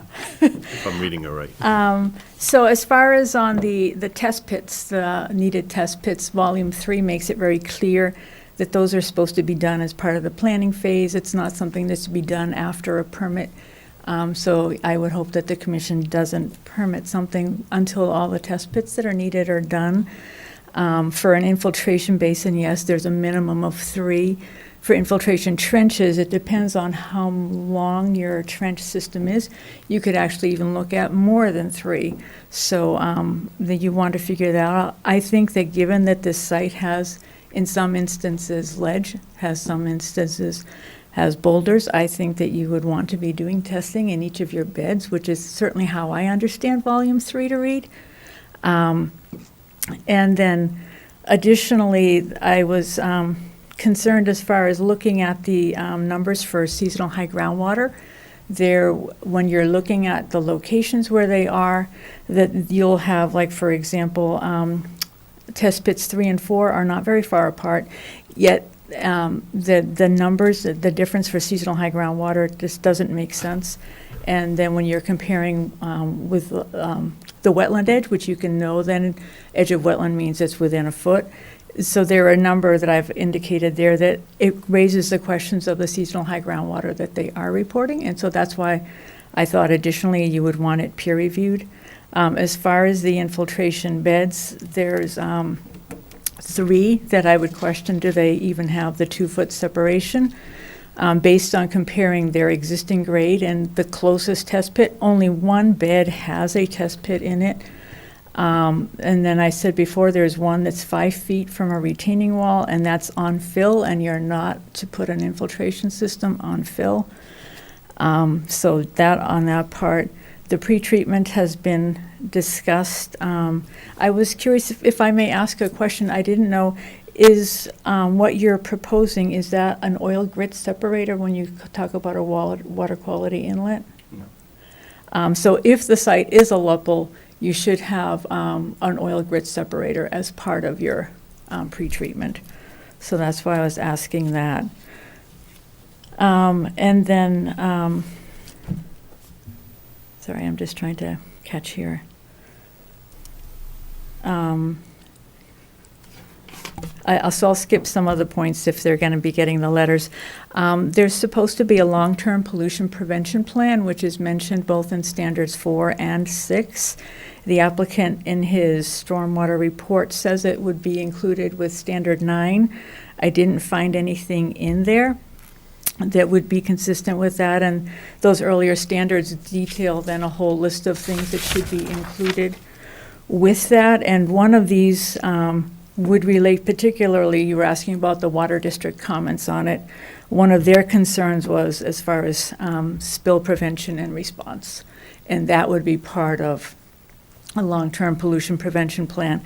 They had responded in saying that their erosion, sedimentation, and their construction notes address that. But that's only for time of construction. That's not for the operation of what's going on there. So those would be two separate things. So that hasn't been provided yet. And then I had questions as far as the construction sequencing for the infiltration basin, and then the snow storage I raised last time as far as the largest area is within the 50-foot buffer zone within the Zone 2, and I thought that should get relocated out of there. And then there's two areas that are right up against retaining walls that have wetlands below them. And so those would be two other areas that I would be concerned about. So I tried to shrink it down. Does that work? That works. Okay. Thank you, Ruth. Looks like we have another. Yep. Joel Luna, associate member of the planning board. When we had 93 Brick Kiln before us, we were amenable to our stormwater review, sort of tagging along our stormwater review to the commission's stormwater review, particularly because of the soil testing issue. And one of the things that the water district pointed out was they were very concerned about flooding in the area. And that's why we were concerned about making sure that we have sufficient separation so that the stormwater works. And in particular because they raised that issue. So that at least was an issue that I raised in the planning board. It'll certainly be one that I'll continue to raise there. But I'm just speaking for myself as an associate member, not for the board. But I just wanted to highlight that was something that we particularly were interested in being done. And being done for us to be able to review the project. So, thank you. Thank you, Joel. Okay. Any more questions or comments? So my suggestion is that we forward Ruth's letters to the applicant, ask him to respond to those, again, point by point, and then possibly then having our peer reviewer take a look at those responses. I agree, yeah. So I think there very, very well could be the possibility of doing soil testing, but I think that we should see the responses first to Ruth's comments on that. And David, I believe, Joel probably knows this, I believe I found the Water District's letter, I think, in the planning board files, I think. So they may or may not have had other concerns, but I recall them mentioning some of the concerns brought up tonight. Okay, so we can perhaps take a look at that. Yeah, I will. I'll dig that out. Yeah. Okay, so that's, I think we're done with the discussion on stormwater management. This obviously will be continued, but we want to continue the discussion on the second bullet now, which was on the suggestion that we have why don't you go ahead and talk about this, David? Sure. So I think there's still a little bit of confusion, at least in my mind, and I want to make sure that I understand it, completely before I move forward with what I think I'd like to ask the commission to do. So Brian, my understanding is, to make sure I understand this, with regard to the parking, the plan that you have submitted complies with the regulations, meaning this rear parking lot just nominally needs to be included to satisfy the planning board regulations. But my understanding from the last meeting, and maybe I misunderstood, maybe I'm remembering things incorrectly, was that your client, the owner applicant, does not think that will ever be needed. No, that's why we're asking for the waiver, and we're showing to again kind of reiterate why we're doing things the way that we are. Zoning requires a very specific amount of parking spaces, so in order to request a waiver, you have to have either a land bank or a variance of it. Variance meaning that you can't physically provide those spaces. If you land bank them, which is what we're asking the planning board for, we could provide those spaces. So we've engineered a plan to provide that. Should the planning board or the building inspector, whoever the authority after an approval, a decision is made on this, feel that those additional spaces are required, we're gonna have to build them.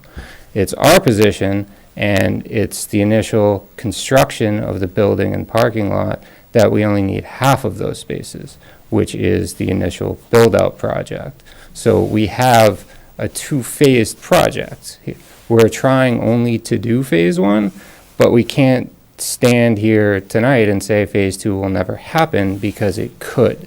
And it could be a requirement from the planning board, from the building inspector, you know, whomever, however the decision is crafted. I don't know what that trigger is gonna be yet. Maybe the applicant is wrong, and 51 spaces isn't enough, and he lands a tenant and needs all 98 spaces. We need to have the ability to be able to build that, which is our phase two, our full build-out plan. So it sounds like the applicant really can't say that they'll never be needed. Correct. That he could find a tenant to lease the building where they might be needed, and the planning board would say that they're needed. In all likelihood, I would anticipate the planning board to have decision to have language, should the project be approved, that would set forth very specific triggers on building the additional parking. Whether those triggers are actually, met, that's a totally different story. Because, and I think we touched upon this a little bit in the last meeting, that the initial build-out turtle nesting area is far more functional, far better than what's proposed as the full build-out a turtle nesting area. So I guess what I was maybe hoping to hear tonight is that your client would reaffirm that, and hopefully in writing, that this parking area, this rear parking area, would never be needed. But it doesn't sound like that's Can't say something. never. Okay, well, that's just what I was trying to confirm. So in that case, I don't think that it really would be appropriate for then the commission to write such a letter. I think the hope would be that maybe if this rear parking area ever were built, that maybe we could come up with a better design for the full build-out turtle nesting area. I mean, there's a lot of space here that isn't being used. That couldn't that be used? So that's a question. Another question is maybe this entire area of the rear parking lot wouldn't be needed. Maybe it could be cut down by 50%. So. So Right. that is kind of like the opposite. Like what we're trying to do is the phase one, and that's our minimum. If we hit a threshold and have to build the parking, that's going to be what the phase two is. Although I don't disagree, I would imagine there is chance to revisit the full build out habitat plan to see if we can make some modifications for it. I think Rich could speak to that a little bit better. Thanks, Brian. Yeah, we talked a little bit about this at the last hearing, and I gave our wildlife biologist the night off because I thought we were going to be focusing on stormwater. And we're also still waiting for the comment letter from David and/or Oxbow on the remaining comments. So we heard everything. Yeah, thank you. We heard everything that the commission brought up and the public brought up at the last meeting. We're looking to accommodate you to the greatest extent that we can on those comments, and once we have the final comments, then we'd like to, reply once with the revised plan, and then present that at the next hearing. Sure, but I can foresee a situation where if if all or a portion of that rear parking area is required to be built, that the commission would like the opportunity then to go back and redesign the design of the full build-out area as currently proposed, the nesting area as currently proposed. Maybe there is a way to expand it a little bit or improve it. And that's one of the things that we're going to be looking at between now and the next hearing. We just haven't really dug into that yet because we heard that comment at the last hearing. We're waiting for the final comments, and we're going to hopefully be able to address everything all at once. But that's on the list to see if and how we can expand that full build-out turtle nesting area. But it's within the realm of possibility that could be a condition in the order of conditions, that if and when all or a portion of that rear parking area is built, there could be a condition requiring that the applicant come back to the commission, see if what the impacts to the initial build-out nesting area would be, and whether there's a way to reduce those. Okay. I mean, it seems. Mr. Chairman, this is Dave McLaughlin. After half an hour of discussion, John Swenson's comment still is appropriate. That is, we approve or deny a project with 91 spaces on it, right? Right.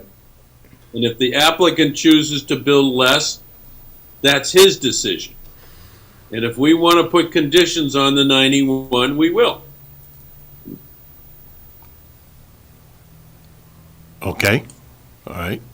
I think it's 98. Well, I'm sorry, 98. Yeah, and another way to say that, Dave, as we look at the project, we need to think of it as a 98 space project right. that might get away with 50, which would be great for all the reasons we discussed. But it works for 98. So I think then what's being suggested is that the commission then look at only the full build out, not look at the initial build out.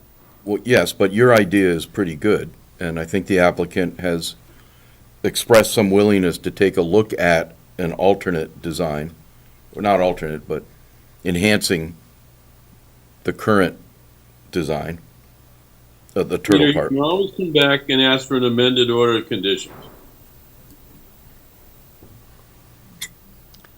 Okay. We'll think about that a little bit more, but I do think that ultimately, yes, that's what we're asking the commission to approve is the full build out. Because if the commission does issue an order of conditions approving the full build out, right, and we build less, we're still in compliance with that order of conditions. Of course. Right. Yep. Right. So Exactly. maybe that's in order to focus. I think that's the way to look at it, because even if you are 90% sure you're going to do the first phase, that's great, but we need to be approving the whole thing. So Yeah, and okay. Yeah, and it goes without saying the turtle enhancement is certainly a great design feature. Yeah, the only thing I'll say though, and maybe we should have an offline discussion about this.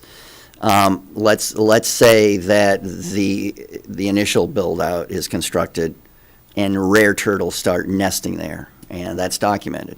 In fact, that's going to be in one of the revisions that I want to see, is that all rare turtles, state listed rare species, if any, that are observed nesting needs to be documented and submitted to natural heritage. Then, if it gets to the point where that needs to be reduced at some point, is that a protected turtle nesting area, under MESA? So, again, don't expect an answer to that right now, but I think that's something we need to discuss, and maybe that would, then we'll have to come back to the commission. Okay. To talk about that. So, Rich, you're okay with that approach? Yeah, further discussion on these issues, absolutely. At the next hearing, we will be much better positioned to have that discussion later in December. Yeah. So, are we expecting that you'll be in front of us on the 12th of December? Is that Yeah, that would, I that would think be the so. goal, We'd yes. like to. Okay, all right. So I think we're at a point now where we, With a set of plans yeah, for the full building? Yeah.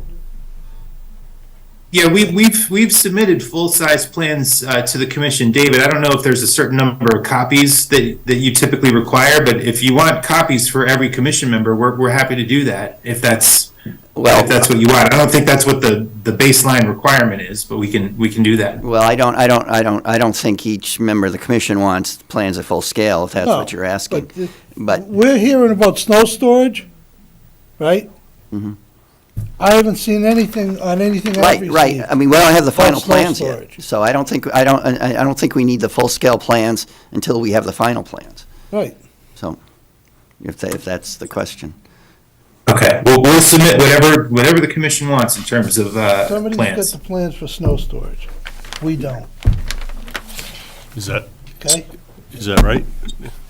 Well, right. I mean, I think that's one of a number of comments for revisions or that need to be made. So, Yeah. but I think so. I mean, obviously, you're not going to submit revised plans piecemeal. Once all the revisions are agreed to, then you'll submit plans. And I think we're a ways away from that at this point.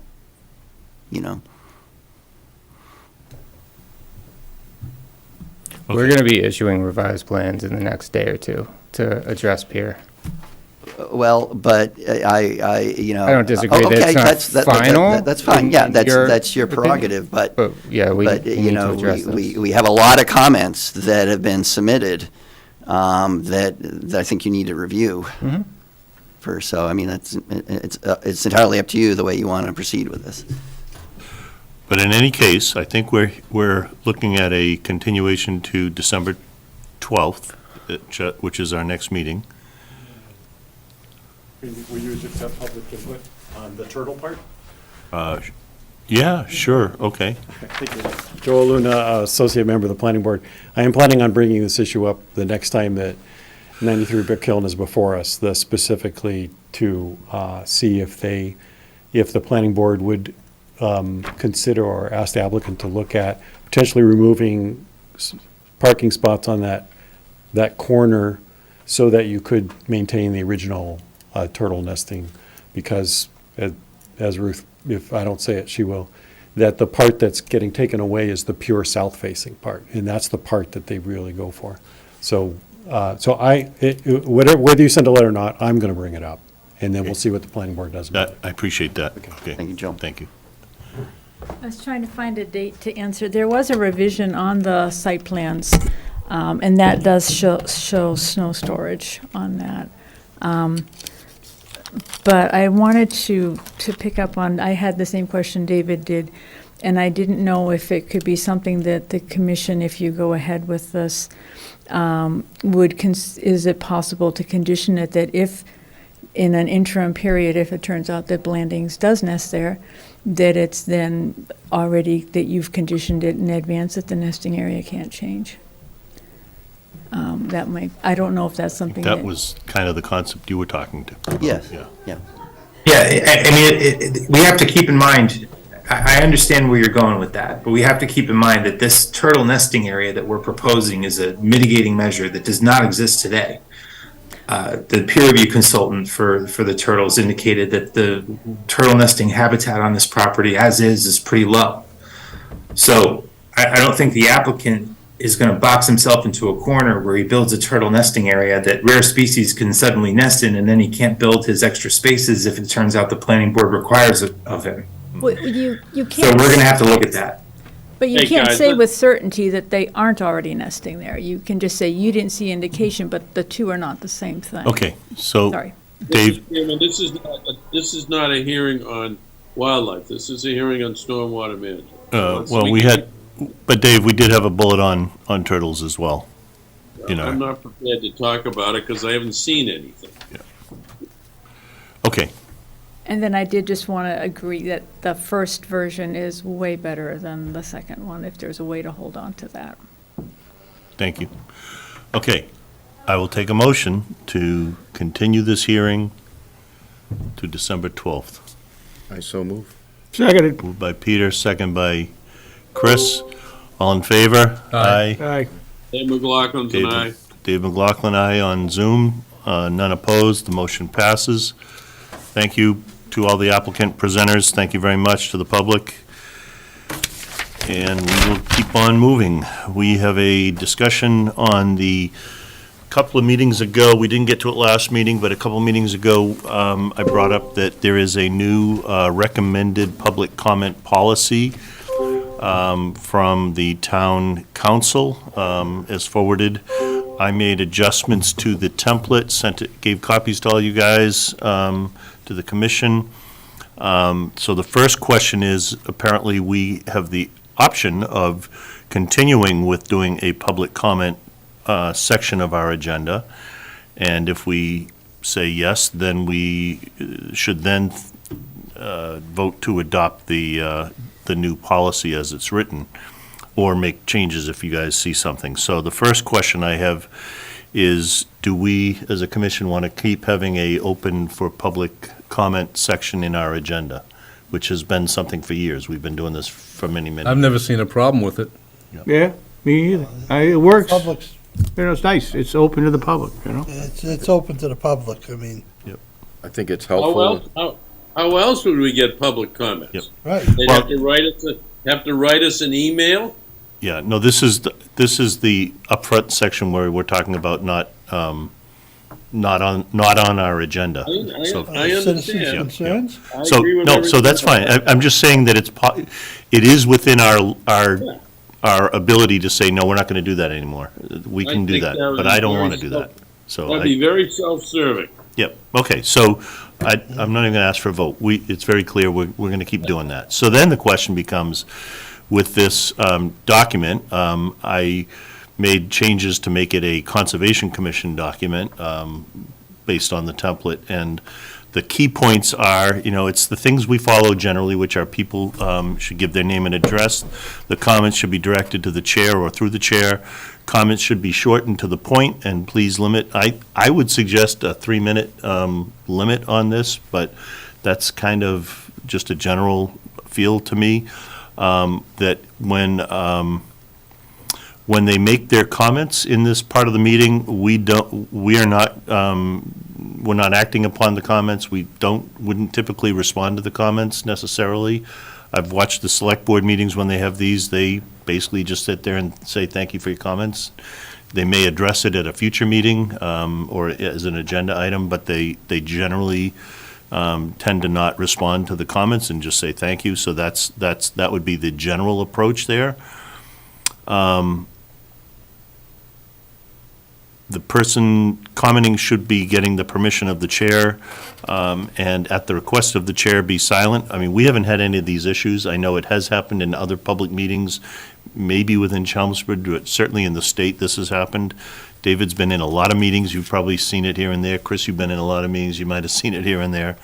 But that would be part of the policy, and that the chair may require a person to be silent if they are addressing topics that are not germane to a particular agenda item that exceed the time allotted for comments, or if the person is disrupting the proceedings of a meeting by interfering with the rights of others to provide comments. So that's the gist of this. I think This is David. The only thing I'd add is that the comments must pertain to matters that are the responsibility of the Conservation Commission.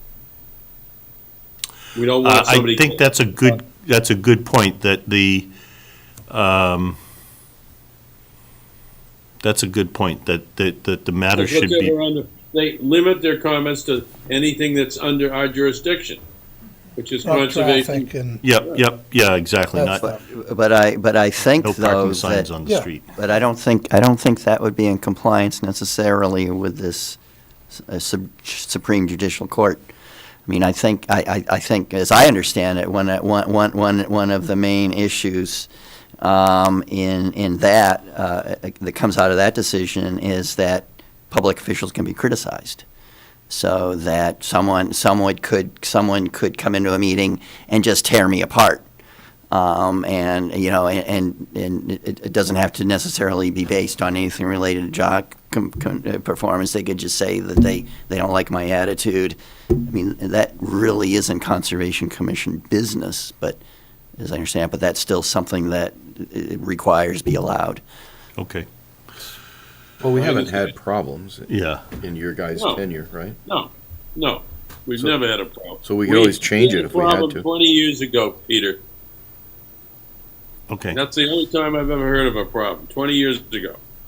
So I think, why don't we leave it at that? We'll leave this Yeah. document as it is, but I would say that if someone comes in and starts talking, we can suggest, and it has nothing to do with conservation, they want to talk about a planning board issue or parking signs on the I street. mean, they do. It comes up time to comes time, up. Dave, and We we just guide 'em. redirect it. We We just say, guide look, 'em. we're not here to talk about parking or traffic or, you Okay. know. Well, and you've got words in here to the effect that the chairman can Yeah. close things down. Yeah, but there's certain requirements on that, so that's the thing, is that there was a case where this Barron versus Calenda, I don't know any of the details, I didn't read it. I read a little bit on it. You know, honestly, the chairman in that case was pretty heavy-handed, so he shut Yes, somebody he down. was. It was Okay. very heavy. And we, Dave, you and I and others, I mean, we've always encouraged public input Yep. as much as we can. I totally want to continue that. Yeah. Okay, so I would take a motion then to accept this policy as our official Conservation Commission public comment policy. So moved. So moved by Chris, Second. second by John. All in favor? Aye. Aye. Aye. Dave McLaughlin, aye. Dave McLaughlin, aye. Okay, opposed, none, motion passes, thank you very much. Before we move on to the 35 Brick Kiln Road on update, David, I meant to ask you this when we talked yesterday. The Route 3 tanker rollover cleanup, I know that the state is managing that, and I've been by there, there's a lot of activity there. It's now an MCP site. Is there a way for us to be provided any kind of update on this? Technically, it's in Billerica, but boy, it's really close to our town line and our water. Well, I certainly like to hear Peter's comments as well, but certainly we could contact a DEP and ask what the status is with regard to their involvement and what plans, if any, do they have for informing officials in both Billerica and Chelmsford.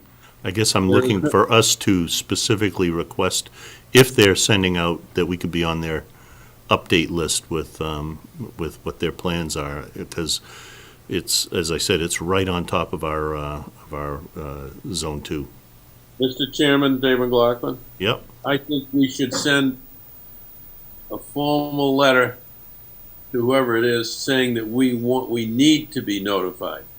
We had an incident 10 or 15 years ago where there was a spill further into Chelmsford, just as the Lowell Connector 495. Mm-hmm.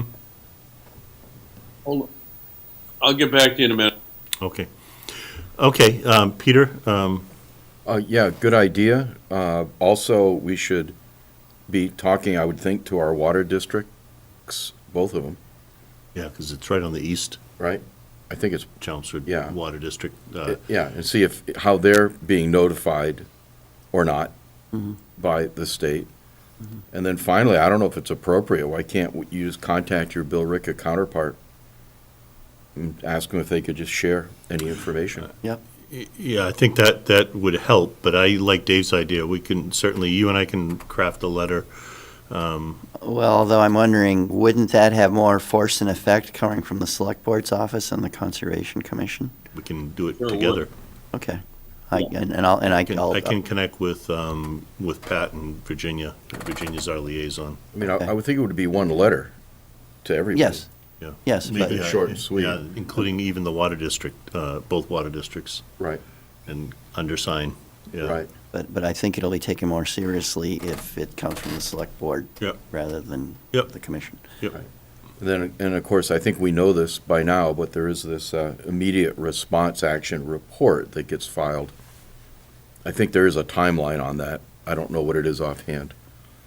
And I don't know that our town would be notified. I think the regs say you have to notify the town that the spill is in. And that's what they've been doing so far with all the other IRAs, which I think we're up to 4 now since I've been Oh, here. notifying, well, the regs say notify the town manager and the Board of Health. Well, I've been getting them. Well, And no, they I take send that them to back. you, I right? take that back. Paul has been bringing them down Yeah. to me. So I guess the commission isn't on that list. Yeah, it's not in the regulation, yeah. Okay. And then the other question is, I believe the regulation says people in the affected town, the manager and the Yes. Board of Health in the affected town, which I guess we're not. Well, that's the question. Right, yes. For the letter. Yes, that's not where the spill happened. Right. Actually, but the Chelmsford could still be affected. The laydown yard is in Chelmsford. What's that? The dumpsters are in Chelmsford, Yeah. Up on the, underneath the power line. yep, yeah. Yeah, there's a lot of stuff happening in Chelmsford there. Yeah, it's all happening A in lot to Chelmsford. clean up, when they, Bit of it. yeah.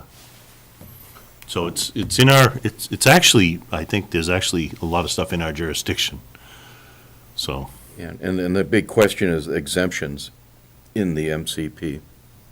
They may, I don't know this, but it's possible they're exempt from wetland rules during a cleanup. Well, that was an emergency. Well, emergency, yeah. yeah, no, and they seem to have done a really good job. They did a good job. Yeah, I well, was, there's trained crews that are on state response teams and. yeah. But, Yeah. but no, they may very well ask for some kind of approval from the commission for additional, Yeah. work on this. That's entirely Okay. Well, they possible. talked to New England, National Grid about it. Yeah. So About I will, using their Right. Property, I'll take that action, I'll take that action, I'll talk to you, David, but, Okay. I'll even, ghostwrite a letter that we can do with, I think, the Board of Health, the Select Board, and the water districts. Yeah, the And, more the better. Yeah, and just say, we'd like to be informed, and, Right. Now, I was thinking about this. There's one critical piece of information I'd love to have in advance of any reports.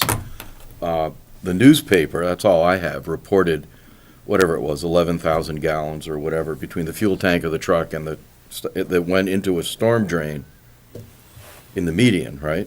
Yep. And then went underneath into the stormwater treatment basin on the edge, which is now getting close to this, whatever.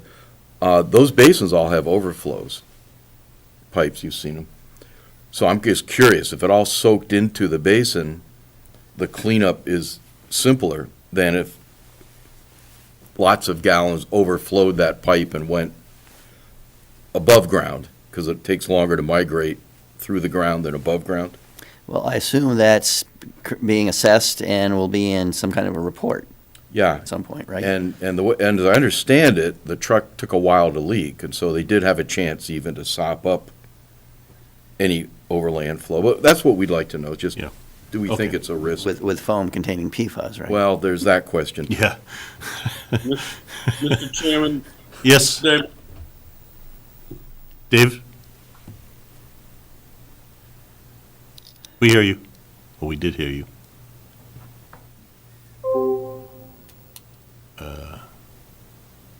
We lost Dave?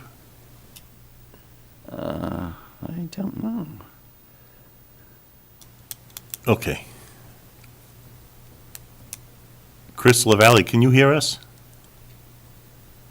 I see Chris's name. Yes, I can. Okay, all right, I'm just, That was a test. yeah, it was just a test because we lost Mr. McLaughlin. Yeah, I think Mr. McLaughlin is gone. Yeah, he dropped. he dropped. Okay, all right.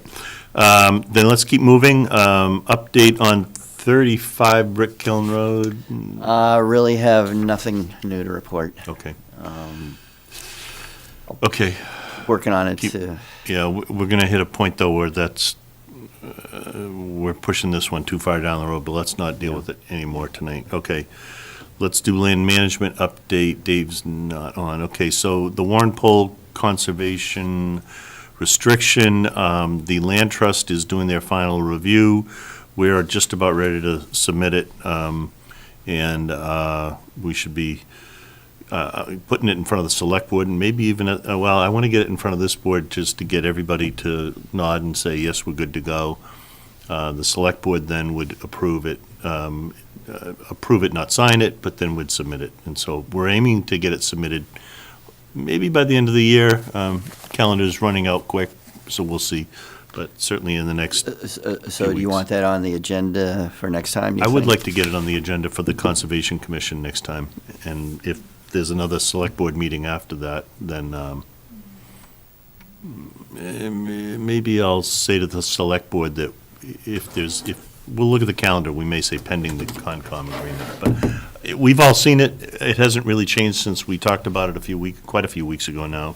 So, but I want to have that approval. We still have a few outstanding deliverables. Hancock is finishing up the assessor's parcel and the parcel B, and the easement, Parker Road easement is still open with the town council. Just waiting for the plan, which actually I put on hold, pending getting the assessor parcel and parcel B marked, which I would have expected to be completed by now. I sent another email to the surveyor today, asking him on the status of parcel B. Okay. I mean, the last... He didn't get back to you yet. Not yet, but the last email I had from him, which was almost a month ago, led me to believe that parcel B was in progress. So if that's the case, it should be finished by now. Okay. That would be good. And really amazing news from our friends in the finance department, John Souza. The Garside money that we made a $2,900 down payment on the granite sign that we thought was lost forever was recovered. And unbelievable to me that it was recovered, but he got the check yesterday, and it's going back into some account, so Hopefully it won't bounce. Yeah, hopefully it won't bounce. But I'm kind of amazed that happened, because I totally figured that was long gone, but good to hear. Did John bear down on the question, or was I don't know. I know that the state, he said the Westford Police and maybe the district attorney, and there were a number of people. Channel 25, I think, had made this a public thing and some visibility. So there, we weren't the only one getting money back. So There was actually there was a long list of people that've been taken advantage of. Yeah. Is the company still in business? No. Okay. In fact, I think some of their assets have been sold off. And that's probably how we got our money, from the truck getting sold or whatever. Well, they'd been around a long time, hadn't they? It was a grandfather started the business. 50 He years passed ago or away. something, yeah. I don't know how long ago it was, but the grandson got it and destroyed it. Yeah. Didn't do well by it, so. Okay, the other. Good news. Yeah, good news. The only other couple of things I had here is that we did receive the first Oxbow Botanical Inventory Report. It's a draft. This is the Warren Poll one. It's 22 pages. We can share it with you guys. We should be getting the right one. I was kind of waiting to see if we got that one this week too. Not yet. Not yet. All right. Sounds like it'll be soon. We'll send them both out. We'll try to send this one. He said it's a draft. I think it's 98% there. There's not much else for him to add on. It's good. There's a lot of good information. Not a lot of detail in there in the invasive management as a specific plan. A lot of good general stuff. And I know that when we asked, I think in the purchase that I forget exactly how we worded the purchase order. If we said an invasive management plan. Well, I think that I'll go back and double check the language, but I think that was optional. Okay. And actually, thank you for sending me the email citing the minutes. So and I had forgotten that the commission voted a maximum of $5,000 on this, which I think, though, the inclusion of the management plan is like over $6,000. Okay. So I'll go back and check that. Okay. All right. Yeah. I did think that with a little bit of homework, I do think he did address in some broad strokes.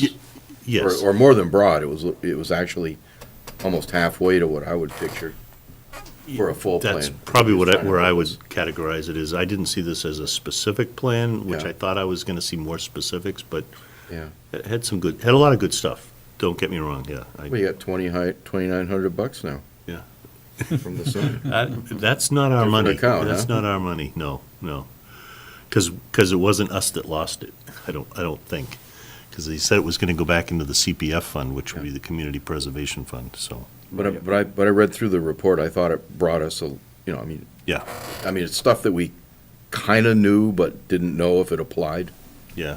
So maybe that's the generalities Yeah, you're referring to, mentioned- but at least it was good to have an expert. He mentioned a new, to me, invasive, I think he called it gray willow, which Yes. Yeah. was on the brook, and Yes. I'm like, okay, I don't know that one, I'm gonna have to I go don't either. find it. Bad one. And, Bad, gray willow, you know it? Yep. bad willows. Willows are bad. Not all willows are bad, but gray All willows willows. are bad. They serve no purpose. Just like Okay, beavers. Peter, thanks for getting him going that one. the other things, the Coolest Farm closing should happen tomorrow. Today's Tuesday, I think it's tomorrow, should happen tomorrow, according to my information from Paul Cohen. And the parcel at the Cranberry Bog should close in December. So we will be seeing that happen. And agents report, Yeah, the same thing it was on last week. So if people want to do something a week from today, come to the public input session, which is next door. in 205 For Freeman the Lake. Freeman Lake. Yeah. Yep. There is also a survey online, from what I saw, if you want to Yes. take it. Yeah, there was a Which bit, I would suggest you should all take it. It's simple, easy, even if you're not like a North Chelmsford resident that uses the lake. there's some pretty good public comments in the early summaries that have been sent, I think, to you and I and David.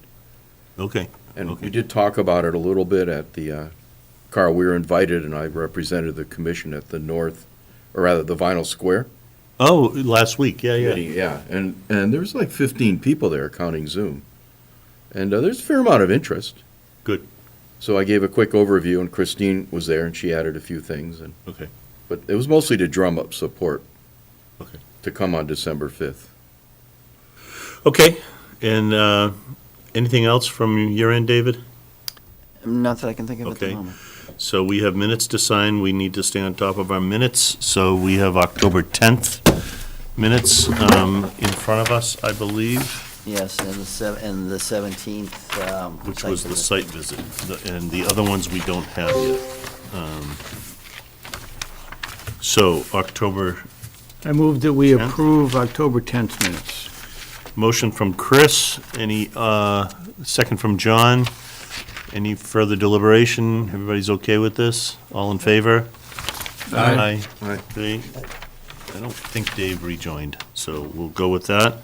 That's approved. October 10th minutes are approved. Now we have October 17th, which was our Central Square site visit down by the river. We were down by the river. So I'd take a motion on the approval of the October 17th minutes. I've got to abstain because I wasn't there at that meeting. Okay, so moved by Bill Vines, second by John. That means John, Peter, Bill, and I can vote, because Dave wasn't there either, and Dave's not on. So all in favor? Aye. Aye. And I abstain for the And record. Chris abstains, so that's four ayes and one abstain. So these meeting minutes are approved. Take a motion to adjourn the meeting. So moved. We adjourn. Meeting is adjourned. Second. Thank you very much. Thank you, Chelmsford Telemedia.